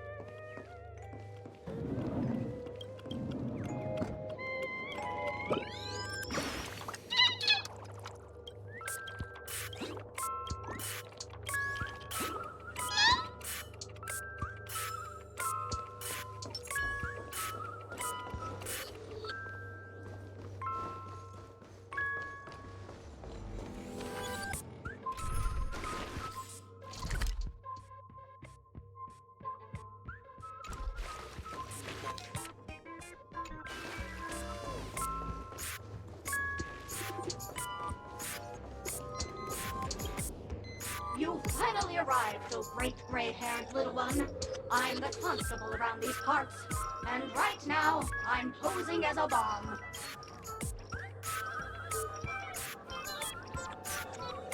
You don't like it? Fine. I'm now the bomb demon then. Satisfied? If not, you'll just have to make do. Alright, now that you've found me, it's my turn to complete my mission. Next, I'll count down from 5 and then explode. 5, 4, 1.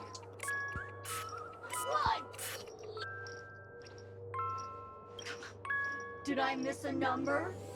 Oh, so I did. No matter though. I've never learned how to count before. I mean, Bomb Demon Doll has never learned how to count. I'm not even a real bomb. Was it surprising? Shocking? Horrifying? No? Really? Fine. That's too bad then. You really ought to learn how to win pro.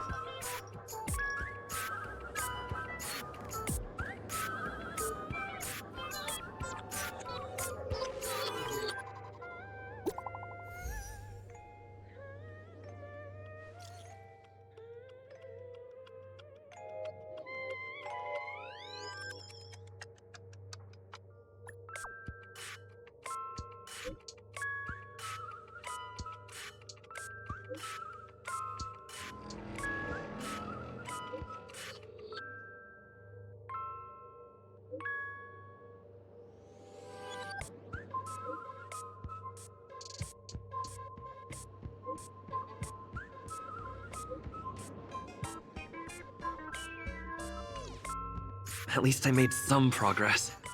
Gotta keep working at it.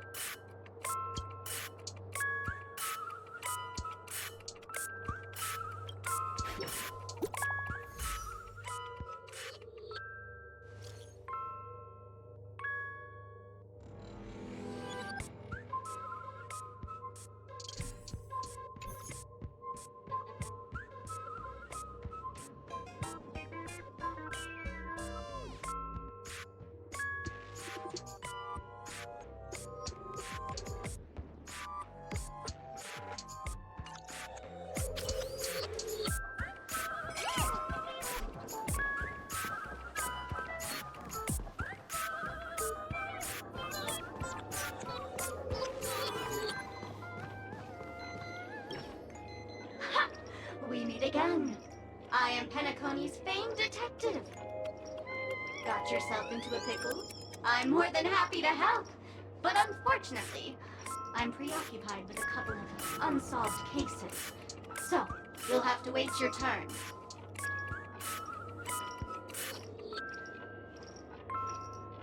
Bob. Drat. It completely slipped my mind. Dr. Boom specializes in explosives. I need your help, mister. You've had quite a few run-ins with Dr. Boom. And with the recent bomb situation, you're bound to find evidence that proves Dr. Boom is the killer. The first case is the Soul Glad factory arson case.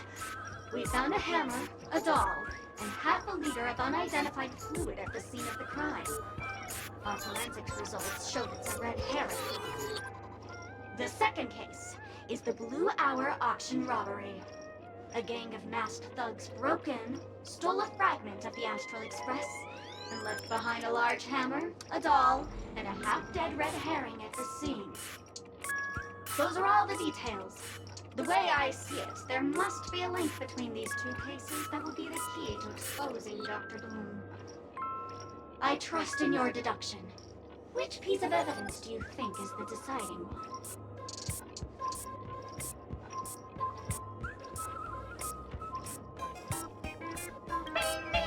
Correct answer! You're good, gray hair. Your mind is pretty sharp. Seeing as you've put in so much effort, I'll throw you a bone. The bomb's not here. This is only a prank I've craftily set up. Hurry, time's running out. You better find that real bomb quickly.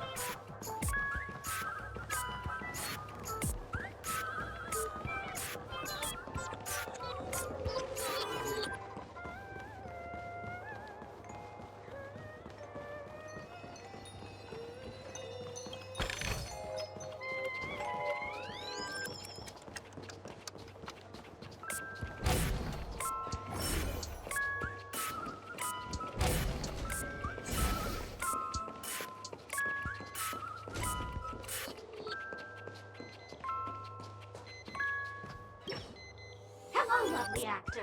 You can call me the director doll. I often use this name in film credits.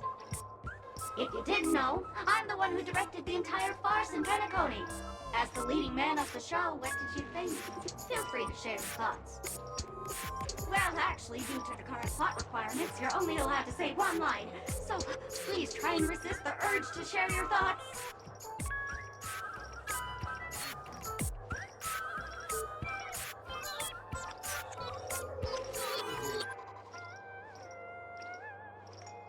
Really? You really have no questions? Okay then, what a pity. Since you're done asking questions and I'm done answering, according to the script, I must reveal to you the fact that there's no bomb here at all, thus causing you to want to kick yourself for spending this whole time listening to me prattling on, after which we will part ways. But don't fret, I've also prepared a gift for you. A dream bubble that has the thrilling life and death moments I shared with the beautiful memo keeper. If you haven't seen it yet, you should hurry up and look for Dr. Edward.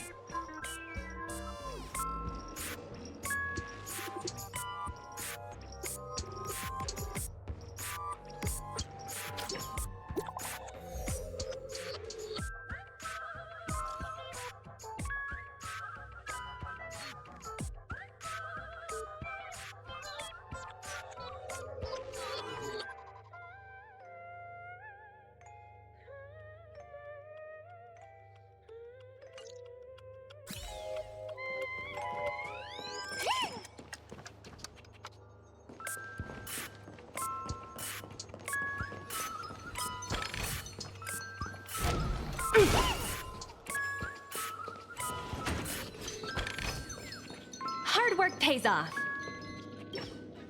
Hello, I'm a bomb. There's still some time before I explode, so you can take a look around first. That's no problem, of course. But if you don't want to go too far, I can also play a soothing tune for you in case you get bored. Now playing Never Give Up, Never Surrender by the trending superstar Ask Rickley from the Epsilon 12 system. Oh, hang on. Penacony's family have not purchased the rights to this song. We can't play it here. How about this? I'll recite it for you. Next up, please enjoy a recital of Never Give Up, Never Surrender. Oh, aha! If you ask me how I feel about you, don't tell me that you pretend not to see. They will never give you up, never make you sad. They will never give you up, never make you cry. They will never say goodbye to you, never tell lies to hurt you. Praise, aha!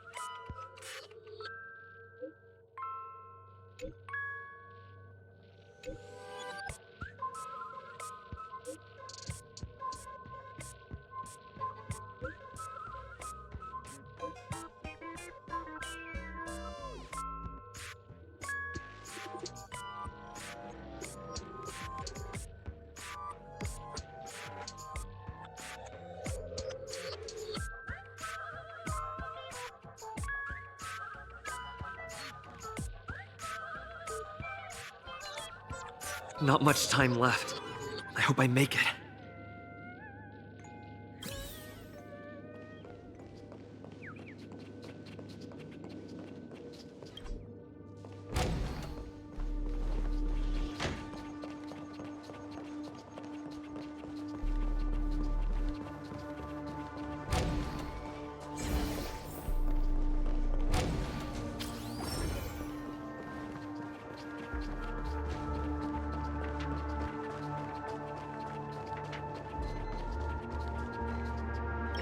Human, we meet again.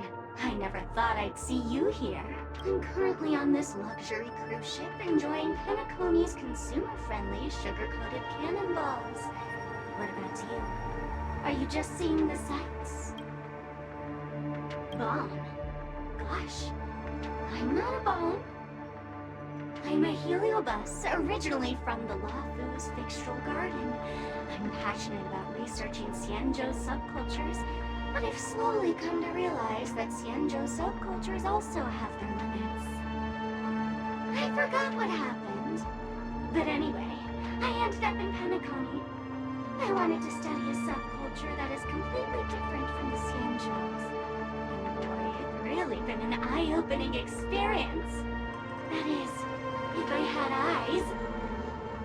I've come to realize the people here don't treat subcultures as actual culture.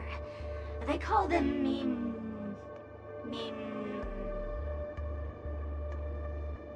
Yes, meme, that's it. They even have forms. I'm good friends with a meme with sharp teeth and claws. It's very interested in the Xianzhou Videodora culture. I gave it a Xianzhou name, and it was delighted. Oh, speaking of which, I should go and look for it. Mimi the monster has an explosive temper, and it's never been very patient. I hope you can find the real sugar-coated cannonball, I mean bomb. Bye-bye!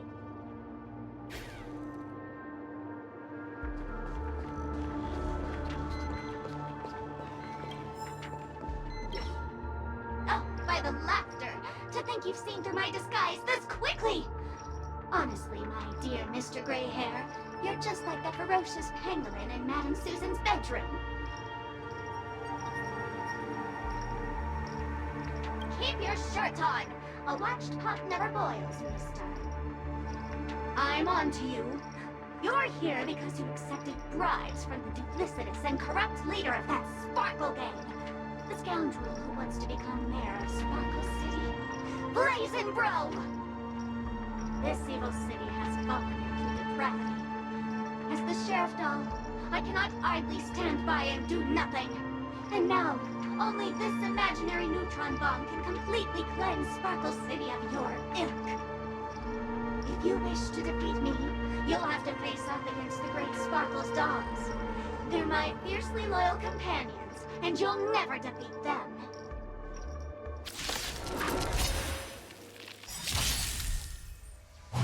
Didn't hurt. Relax. Time to say bye. Boom. Go Nuppy! On the still waters of oblivion, I weep for the departed. It too shall fall.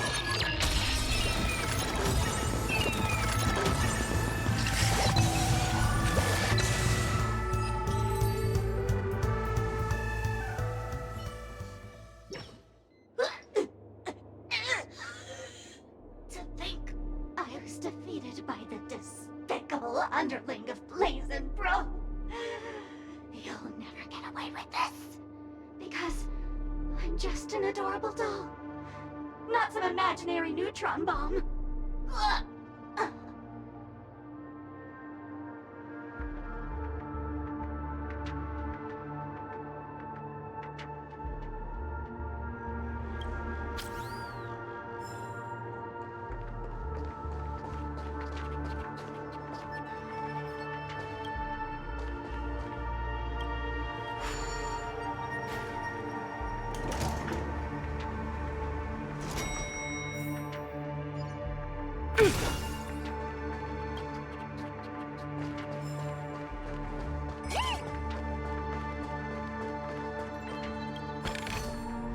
Hard work pays off.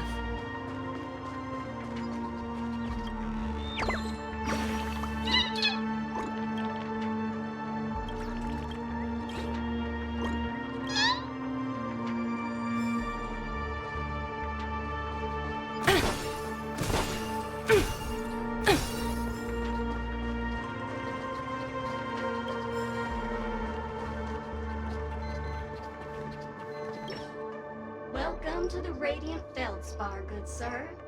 I'm a dangerous bomb, and an outlaw who despises law and order. May you have a splendid day. I'm not, but so what? I'm still crazy and dangerous. In case you don't believe me, allow me to show you. Go fudge yourself, you muddle fudger! To be frank, I didn't become an outlaw because I'm a fudging bomb. It's because I'm the fudging owner of an ancient, mad, forbidden curse. Care to experience it? I can chant it for you. But Miss Sparkle won't be responsible for any of the consequences. Holy fudge, you're more insane than I am. Let me gather my wits. The ritual is ready. Perk up your ears and listen closely to the most ancient, primal fear etched into the very fudging genes of humanity. Boomska, boomska, little sparkles! Boomska, boomska, little sparkles!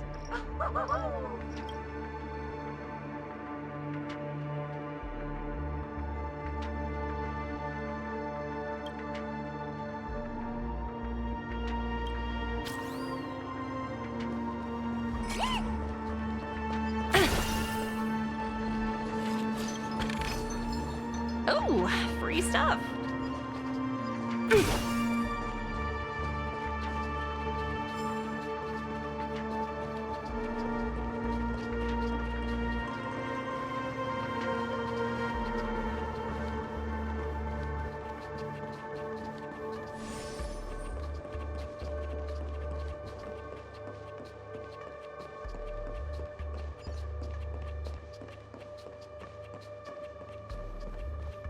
Is that Firefly? 28 minutes, 46 seconds. 28 minutes, 45 seconds. You're here!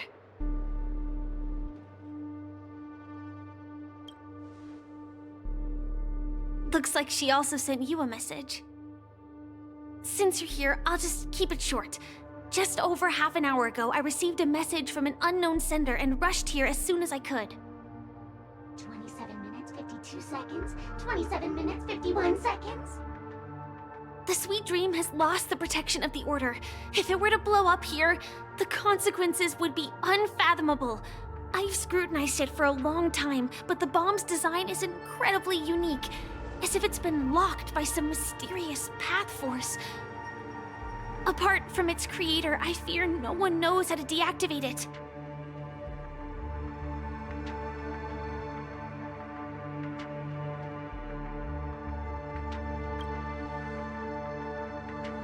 It's difficult. Time is running out, and she's a master of disguise. And even if we catch her, she won't come quietly.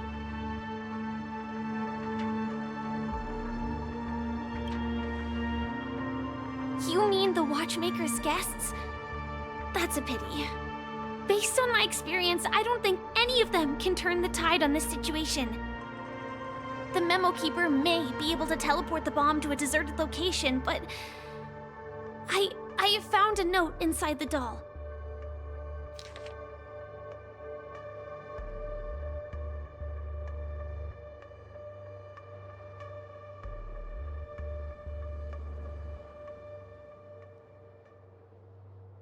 I don't know what grudges they have, but this path is a dead end, too.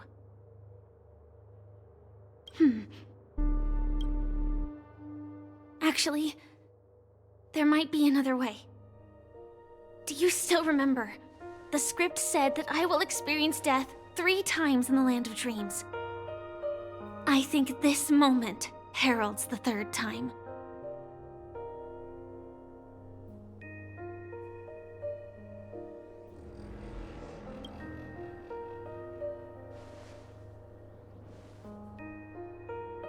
You may already know that I have no way of evoking dreams. I employ a Stellaron Hunter's special method in order to enter dreams instead. This allows me to perform feats that typical dream chasers can't. As long as I can bear the pain of the Memoria pressure, I'll be able to dive into the primal memory zone beyond the dream and extend a lifeline to the Radiant Feldspar. I will take this bomb into the depths of the dreamscape, as deep as possible where there are no living souls around. That way, at least no one will get hurt.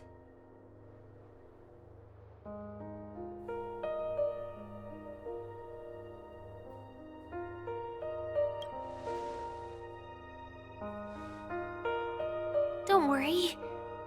I believe that this Firefly armor will be enough to take me to where I need to go before the countdown ends. And maybe even make it back safely. At present, this is our best and most logical course of action. After all, a long story deserves a happy ending.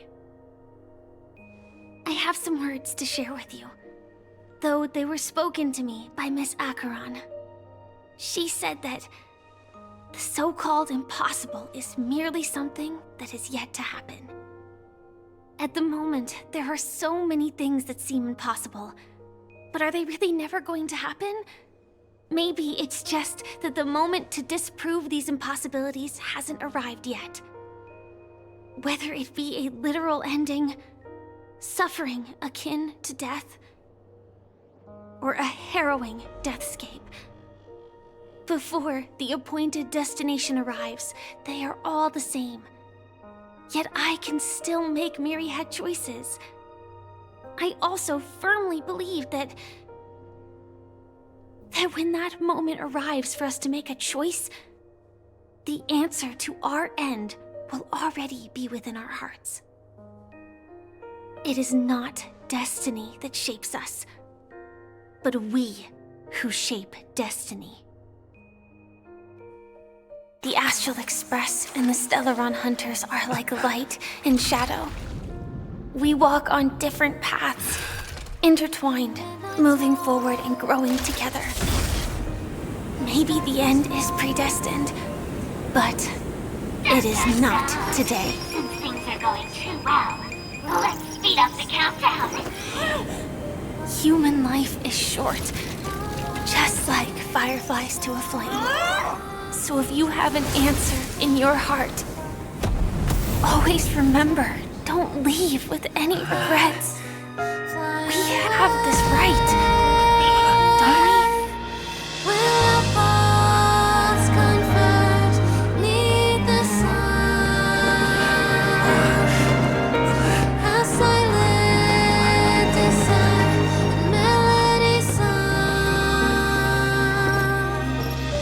Since you care so much about other people's safety, why don't you go take a closer look?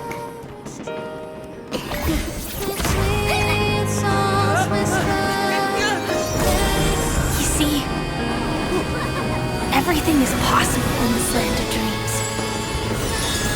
We each came here with our own goals and realized them in unimaginable ways.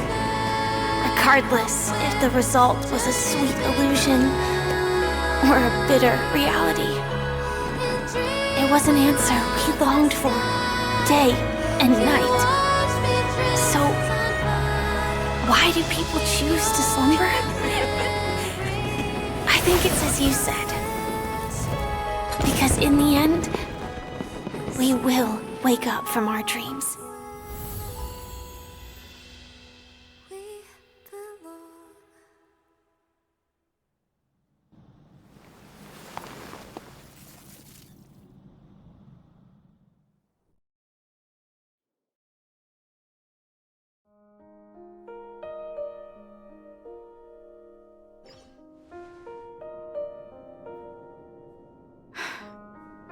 When I arrived, I happened to see a child holding it. He said the flowers were prepared by Aunt Jessie for the watchmaker and the war comrade he'd missed his whole life. Mikhail would place 2 bunches of flowers here year after year. And after he left, it became 3. Your wishes will always be remembered by someone.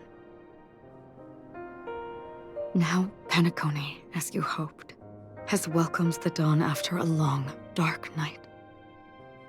The path forward may not be a bed of roses, but at least people are prepared to step forth towards freedom. Tiernan, you can go home now. While the Nameless are also preparing for the next stop of their voyage.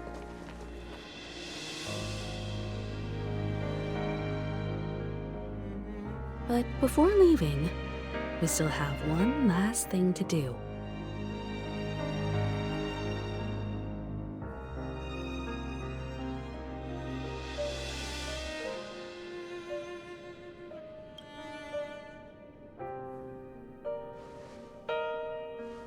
It is my honor. I've said many goodbyes. Yet I am glad that this is the first time I speak these words with a smile. But before leaving, I'm sure you all have plenty to say to the Nameless of the past. A fitting end to the tale of the departed. One could not ask for a better farewell. Go on. They're all here.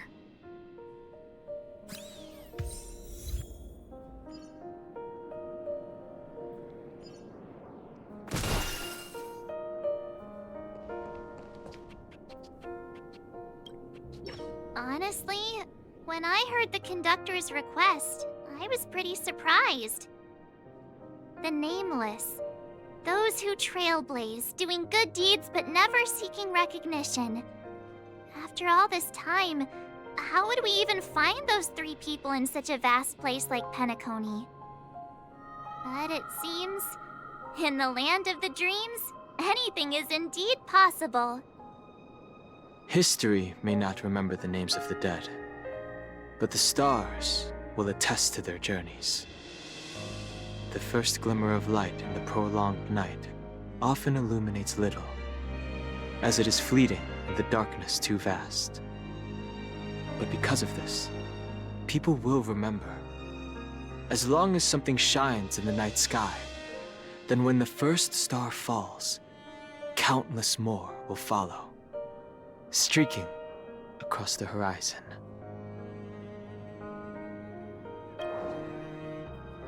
Brooklyn Tiernan, Rosalina, Jay, and Estella. We raise a toast to you, trailblazers of the Silver Rail. A toast to history that no longer remains silent. The passionate and courageous pursuit, and a voyage that traverses the stars.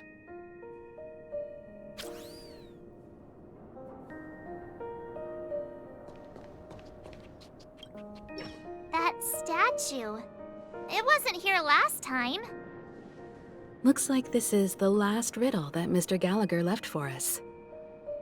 In the end, we still failed to figure out his true identity, or if he was even a living person.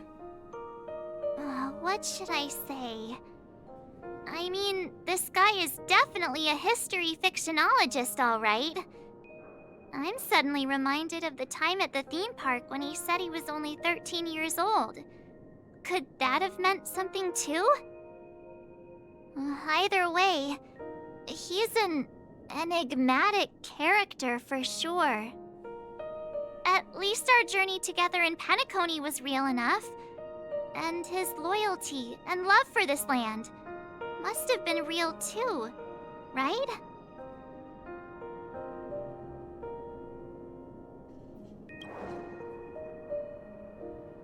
Gallagher, we raise a toast to you, the slumbering hound. To the festival's invitation, to all lies and the singular truth. If we ever meet again, please don't talk in riddles.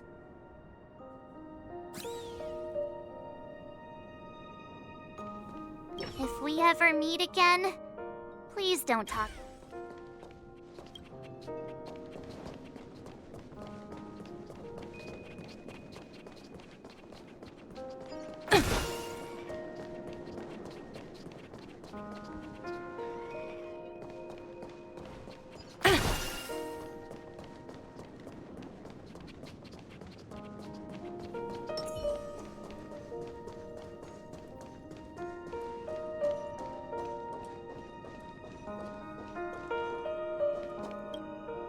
Is the Astro Express ready to depart Penacony?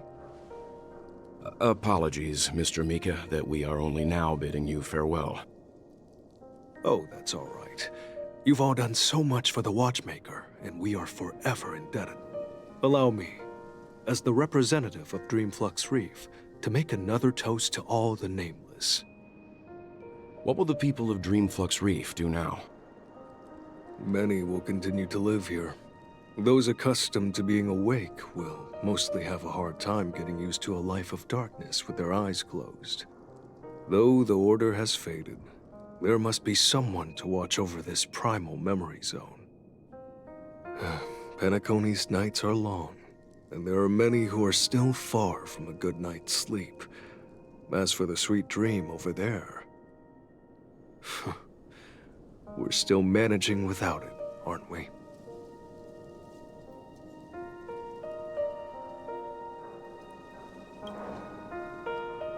Mika and residents of Dreamflux Reef, we raise a toast to you, watchers of the long dream. To your tenacity throughout time, to each sorrowful night, and to the dawn that is finally upon us.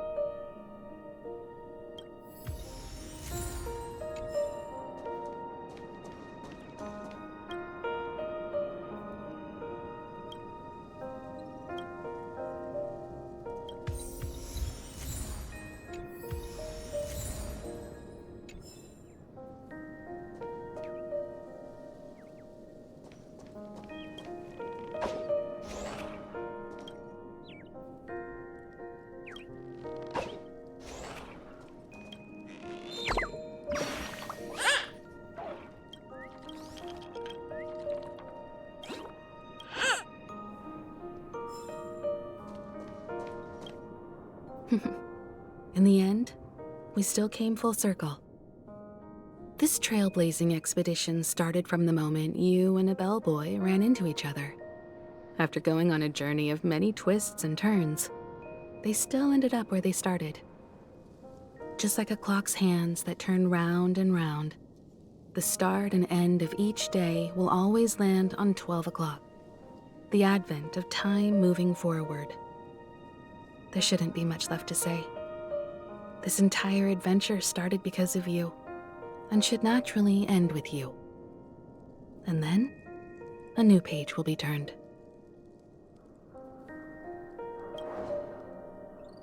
Mikhail Char Legwork, we raise a toast to you, watchmaker of the land of the dreams, nameless of the Astral Express. To Penacony's past, present, future, and the child's unwavering dream unto death. With that, our duty as nameless should be complete, right? The trailblaze can illuminate the way. But ultimately, the future of a world belongs to those who live in it.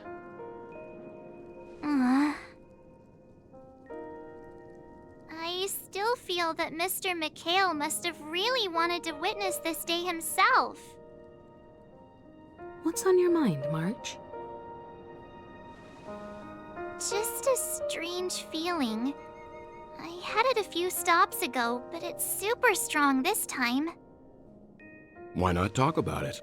Maybe everyone's thinking the same thing. I can't help but think that whether it's Mr. Mikhail, Mr. Tiernan, or Madame Rosalina, their lives must have been long, and they must have experienced plenty of stories. They were also young once, stumbling and bumbling around just like us, getting into scraps and mischief, that sort of stuff. Companions, enemies, journeys, adventures, all the sad and happy memories. The everyday that we're used to, they've lived through them too. But those things are all in the past.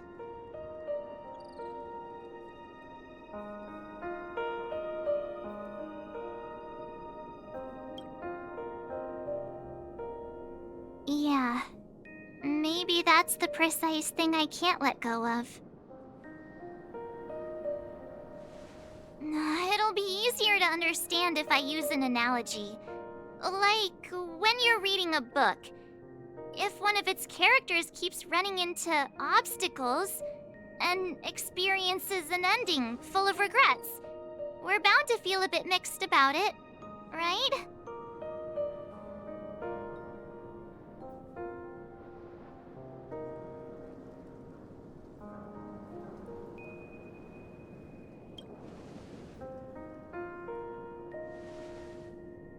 To me, it's because we've seen every nook and cranny of their lives. We see these people as special.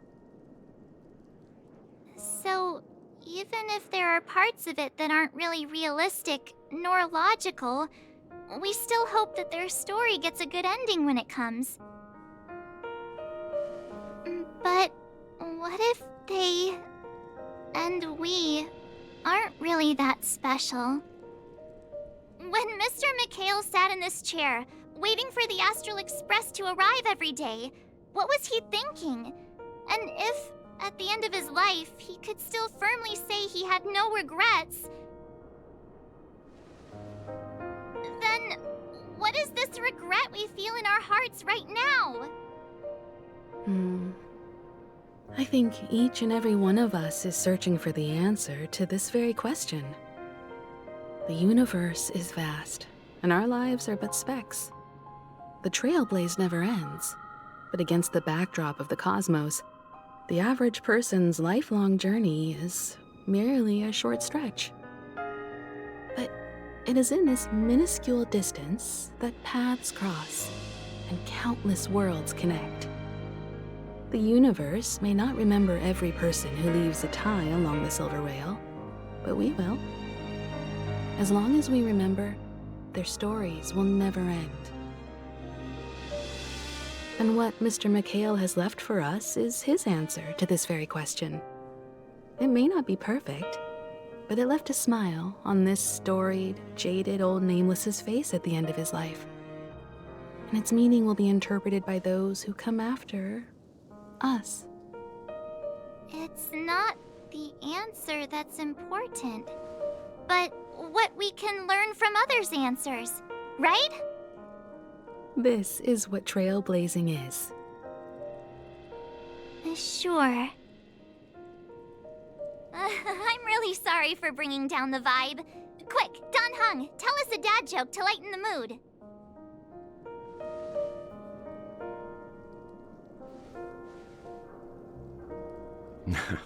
It's never a bad thing to reflect. One day, we'll all have to face our own farewells. But before that, we still have a long way ahead of us together. So the most important thing right now is to tell the conductor what we saw in Penacony. Then prepare ourselves for our next trailblazing destination. I should get back to the Express. Or maybe I could say my final goodbye to Acheron.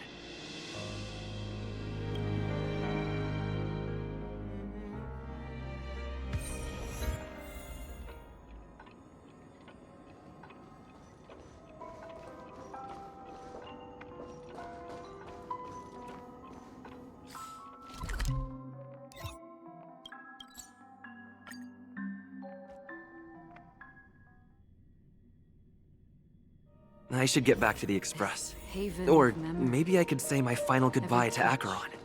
Every moment is like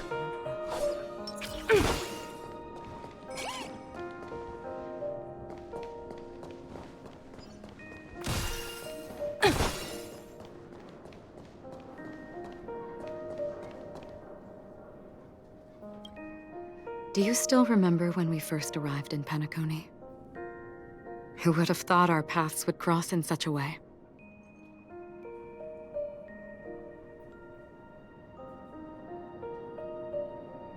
Ah. In that case, I must apologize for my rudeness. Do you remember when we first met? I once said you reminded me of an acquaintance. Because of the Self-Annihilator's curse, my memories are stripped away, blurring my past. And after our journey together, what I originally thought were familiar feelings were merely illusions. I believe this was truly our first meeting.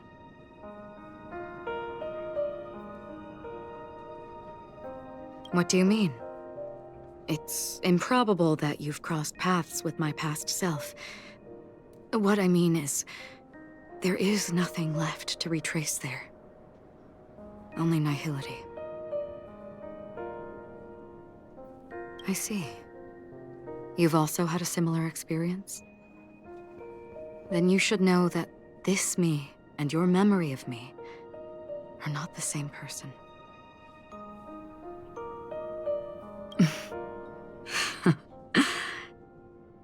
Long ago, I too was like you, with irreplaceable companions. We also embarked on journeys, making the best choices we could, whenever we could. Unfortunately, we didn't achieve the outcome we wanted. But moments like this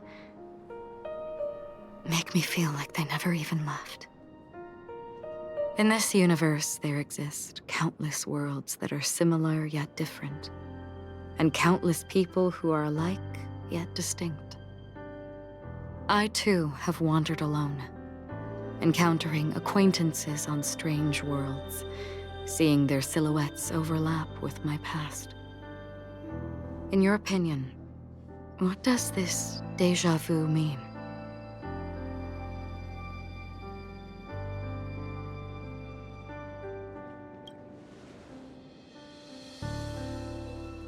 Attachment, desire, longing. They may all be right, but they are all incomplete. I believe it's not something external, but something that originates within us. An emotion that traverses time from a certain moment of our past to reach us. Perhaps it's a source of warmth and happiness. Or maybe it brings pain and sorrow. Each time we reminisce on our past, we always seem to notice a tiny but unforgettable instant that we left behind us, along with certain other things that remain constant throughout. That is a summary of our lives, encapsulating everything about us in these moments. Proof of our shared path. Within them, we glimpse our own essence, and thus, we truly exist. Just like everyone in this story, hurtling onwards along the path of destiny with passion and courage for the things that breathe meaning into their lives. Set forth on your voyage without hesitation, Nameless, on the path of the Trailblaze. Even if the ending has been predetermined, that's fine. There are countless things that humans cannot change. But before that, on the road towards the end, there are still many things that we can do. And because of this, the end will thus reveal a completely different meaning. This is the meaning of journey. All those things, beautiful before, are still so now. And I believe it will still bloom at the end of the nihility, until we meet again beneath the sun's rays.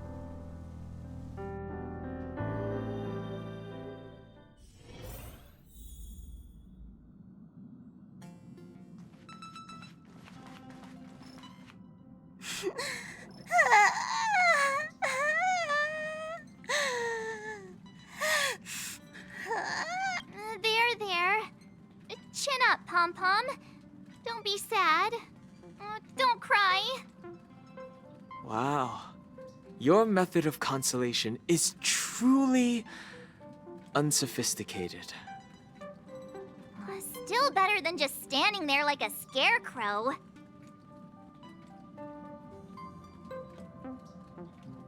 Oh, hey, you're finally back. We told Pom-Pom all about our adventure, and they suddenly started crying. I've never seen Pom-Pom so sad before. The conductor never cries. Pom-Pom is never sad. Pom-Pom is just angry. Yeah, angry. No matter where the express stops, you lot always manage to cause chaos. My well-thought-out timetable completely ignored. If you carry on like this, the express is gonna run out of fuel. That's right. Pom-Pom is just angry. It's not because of Misha, Tiernan, Rosalina, and the rest.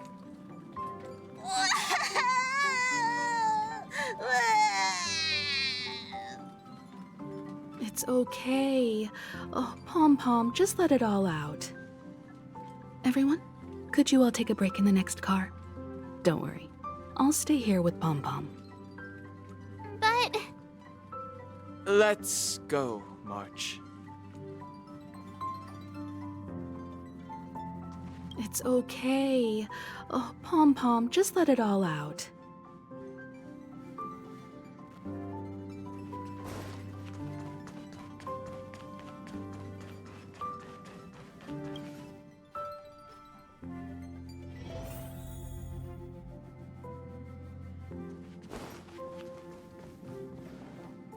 I never expected Pom-Pom would be so distraught. Those three nameless must have meant a lot to Pom-Pom. No one knows exactly when Pom-Pom boarded the Express, but one can surmise that their journey has been filled with many hellos and goodbyes. Probably more than we can imagine. The fact that they're crying so hard is probably a good sign. It proves that Pom-Pom's emotions haven't become dulled by the grind of time. They still deeply cherish every nameless who has boarded the Express and value every journey shared with them. Leave it to Himiko. When it comes to comforting, there's no one better on the Express. Well, they were a little emotional at the time, but I'm afraid that's not out of the question. Since you joined us, the Express has stayed longer than anticipated at every stop along the way, and to ensure that everyone always makes it back on board, Pom-Pom has had no choice but to delay the warp jump schedule. I see. No wonder I can regularly hear Pom-Pom pacing anxiously up and down the corridor.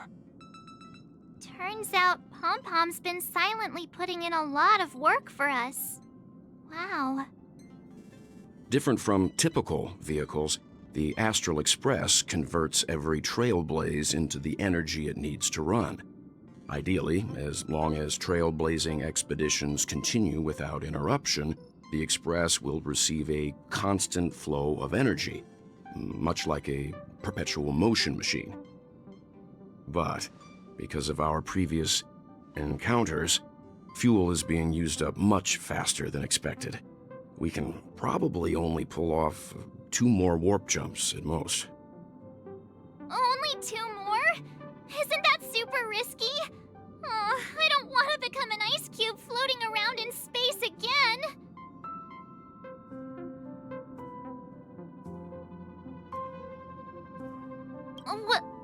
When you put it like that, it doesn't actually sound too bad. But I don't even want to become an adorable ice cube floating around in space again. Which also means that we must prudently consider our next destination. Yes, I've already checked the astral charts.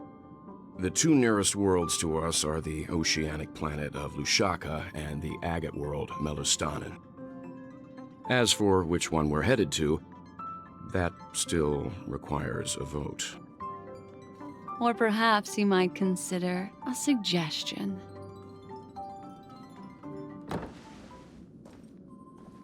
Everyone, we meet again.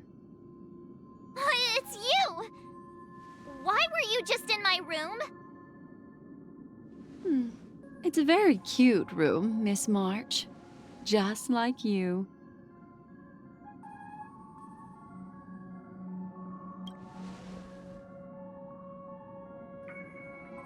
Memo Keeper, let's put aside how you managed to sneak past everyone and board the Express for now. You mentioned a suggestion. I accidentally overheard how the Express obtains fuel. I just wanted to chat with everyone to see if we could work together. But now, it appears my suggestion could be the very lifeline that saves everyone. Please speak candidly. Depending on what you say, we could very well ask you to disembark. Ah, the Permanence's descendant. What a charming little dragon, especially with those mired memories of yours. But I digress. If the Astral Express is in urgent need of a special trailblazing expedition to recharge its engine, have you all considered this? Perhaps your destination could be a world that even the renowned Akivili never reached. Should you be able to lay down a new stretch of silver rail, the Express may never have to worry about energy ever again. Trailblazing to a world that even Akivili has never been to? Is that possible? Continue, Memo Keeper. This destination of which you speak, what sort of world is it? A world that many across the universe don't even know exists. A world hidden away from outside observation. its presence only revealed by the light from the mirror of the Garden of Recollection. A world fettered by 3 paths, its destiny hanging in the balance. The eternal land, Amphorius.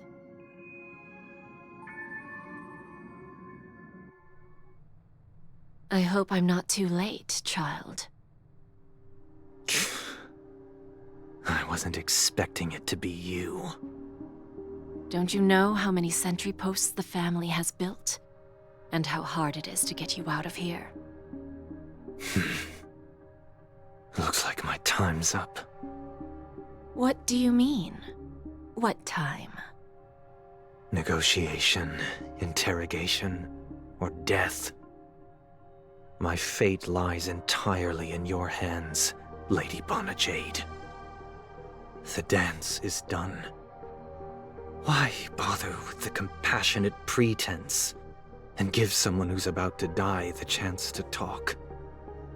Despite your fall from grace, you still look well. I'm very glad to see that you're so full of verve. Do not insult my pride with half-veiled sarcasm. Have you specially come to see me just to sate your vile vanity? Oh, of course not.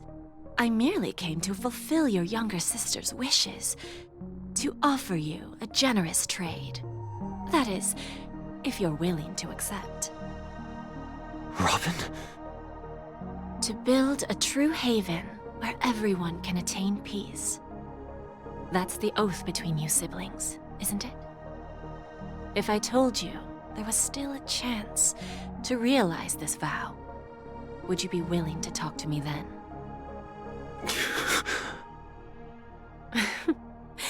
I recognize the gravity of this question, which is why you don't have to answer me right now. Go now. You are free, O Chosen One, who dare to exceed his bounds, sever your wings, descend to the mortal realm, and walk their lands. See what this world is truly like. I will not accept your charity. As I mentioned earlier, it's a trade, and you don't have to give me an answer right now. Rewards are not reaped in a day, and if there's one thing I'm best at, it's waiting. The sweet dream still continues, and the night is still long. You have plenty of time to contemplate your answer. A word of advice for you before we part ways.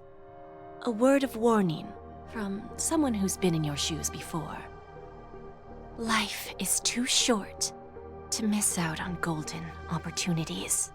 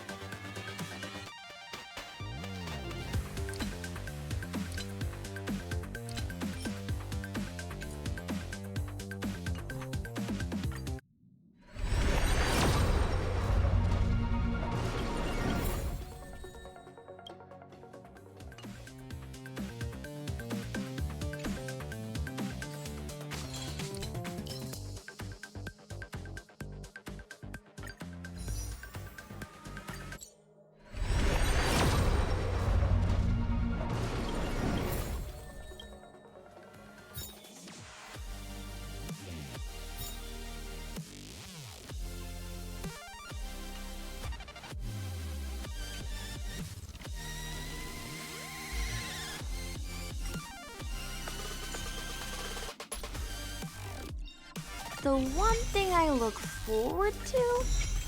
Growing up, of course.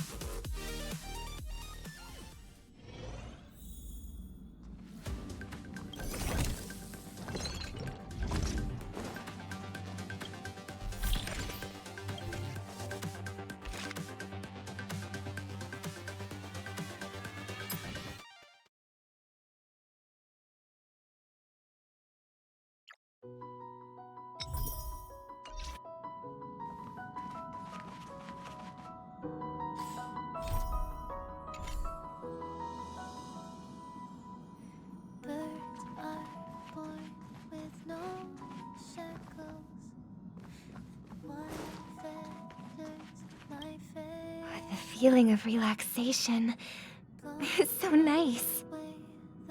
Ever since I stepped into the spotlight, I have especially treasured peaceful moments like this. Thank you. I hope the next time I come, I won't disturb anyone. From this angle, I can see a brilliant river of stars. It's mesmerizing. When I was younger, I didn't know what weariness was. Even at night, I was restless. I'd always drag my brother along to count the stars. The more stars I counted, the more energetic I got.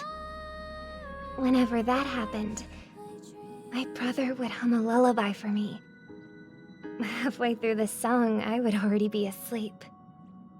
Days of youth are fleeting. But those shining memories are gifts of growing up, and they deserve to be treasured forever.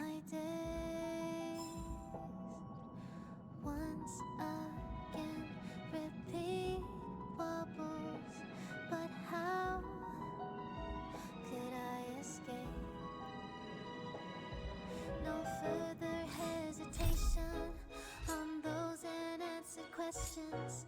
So now I'll make a dream unchained.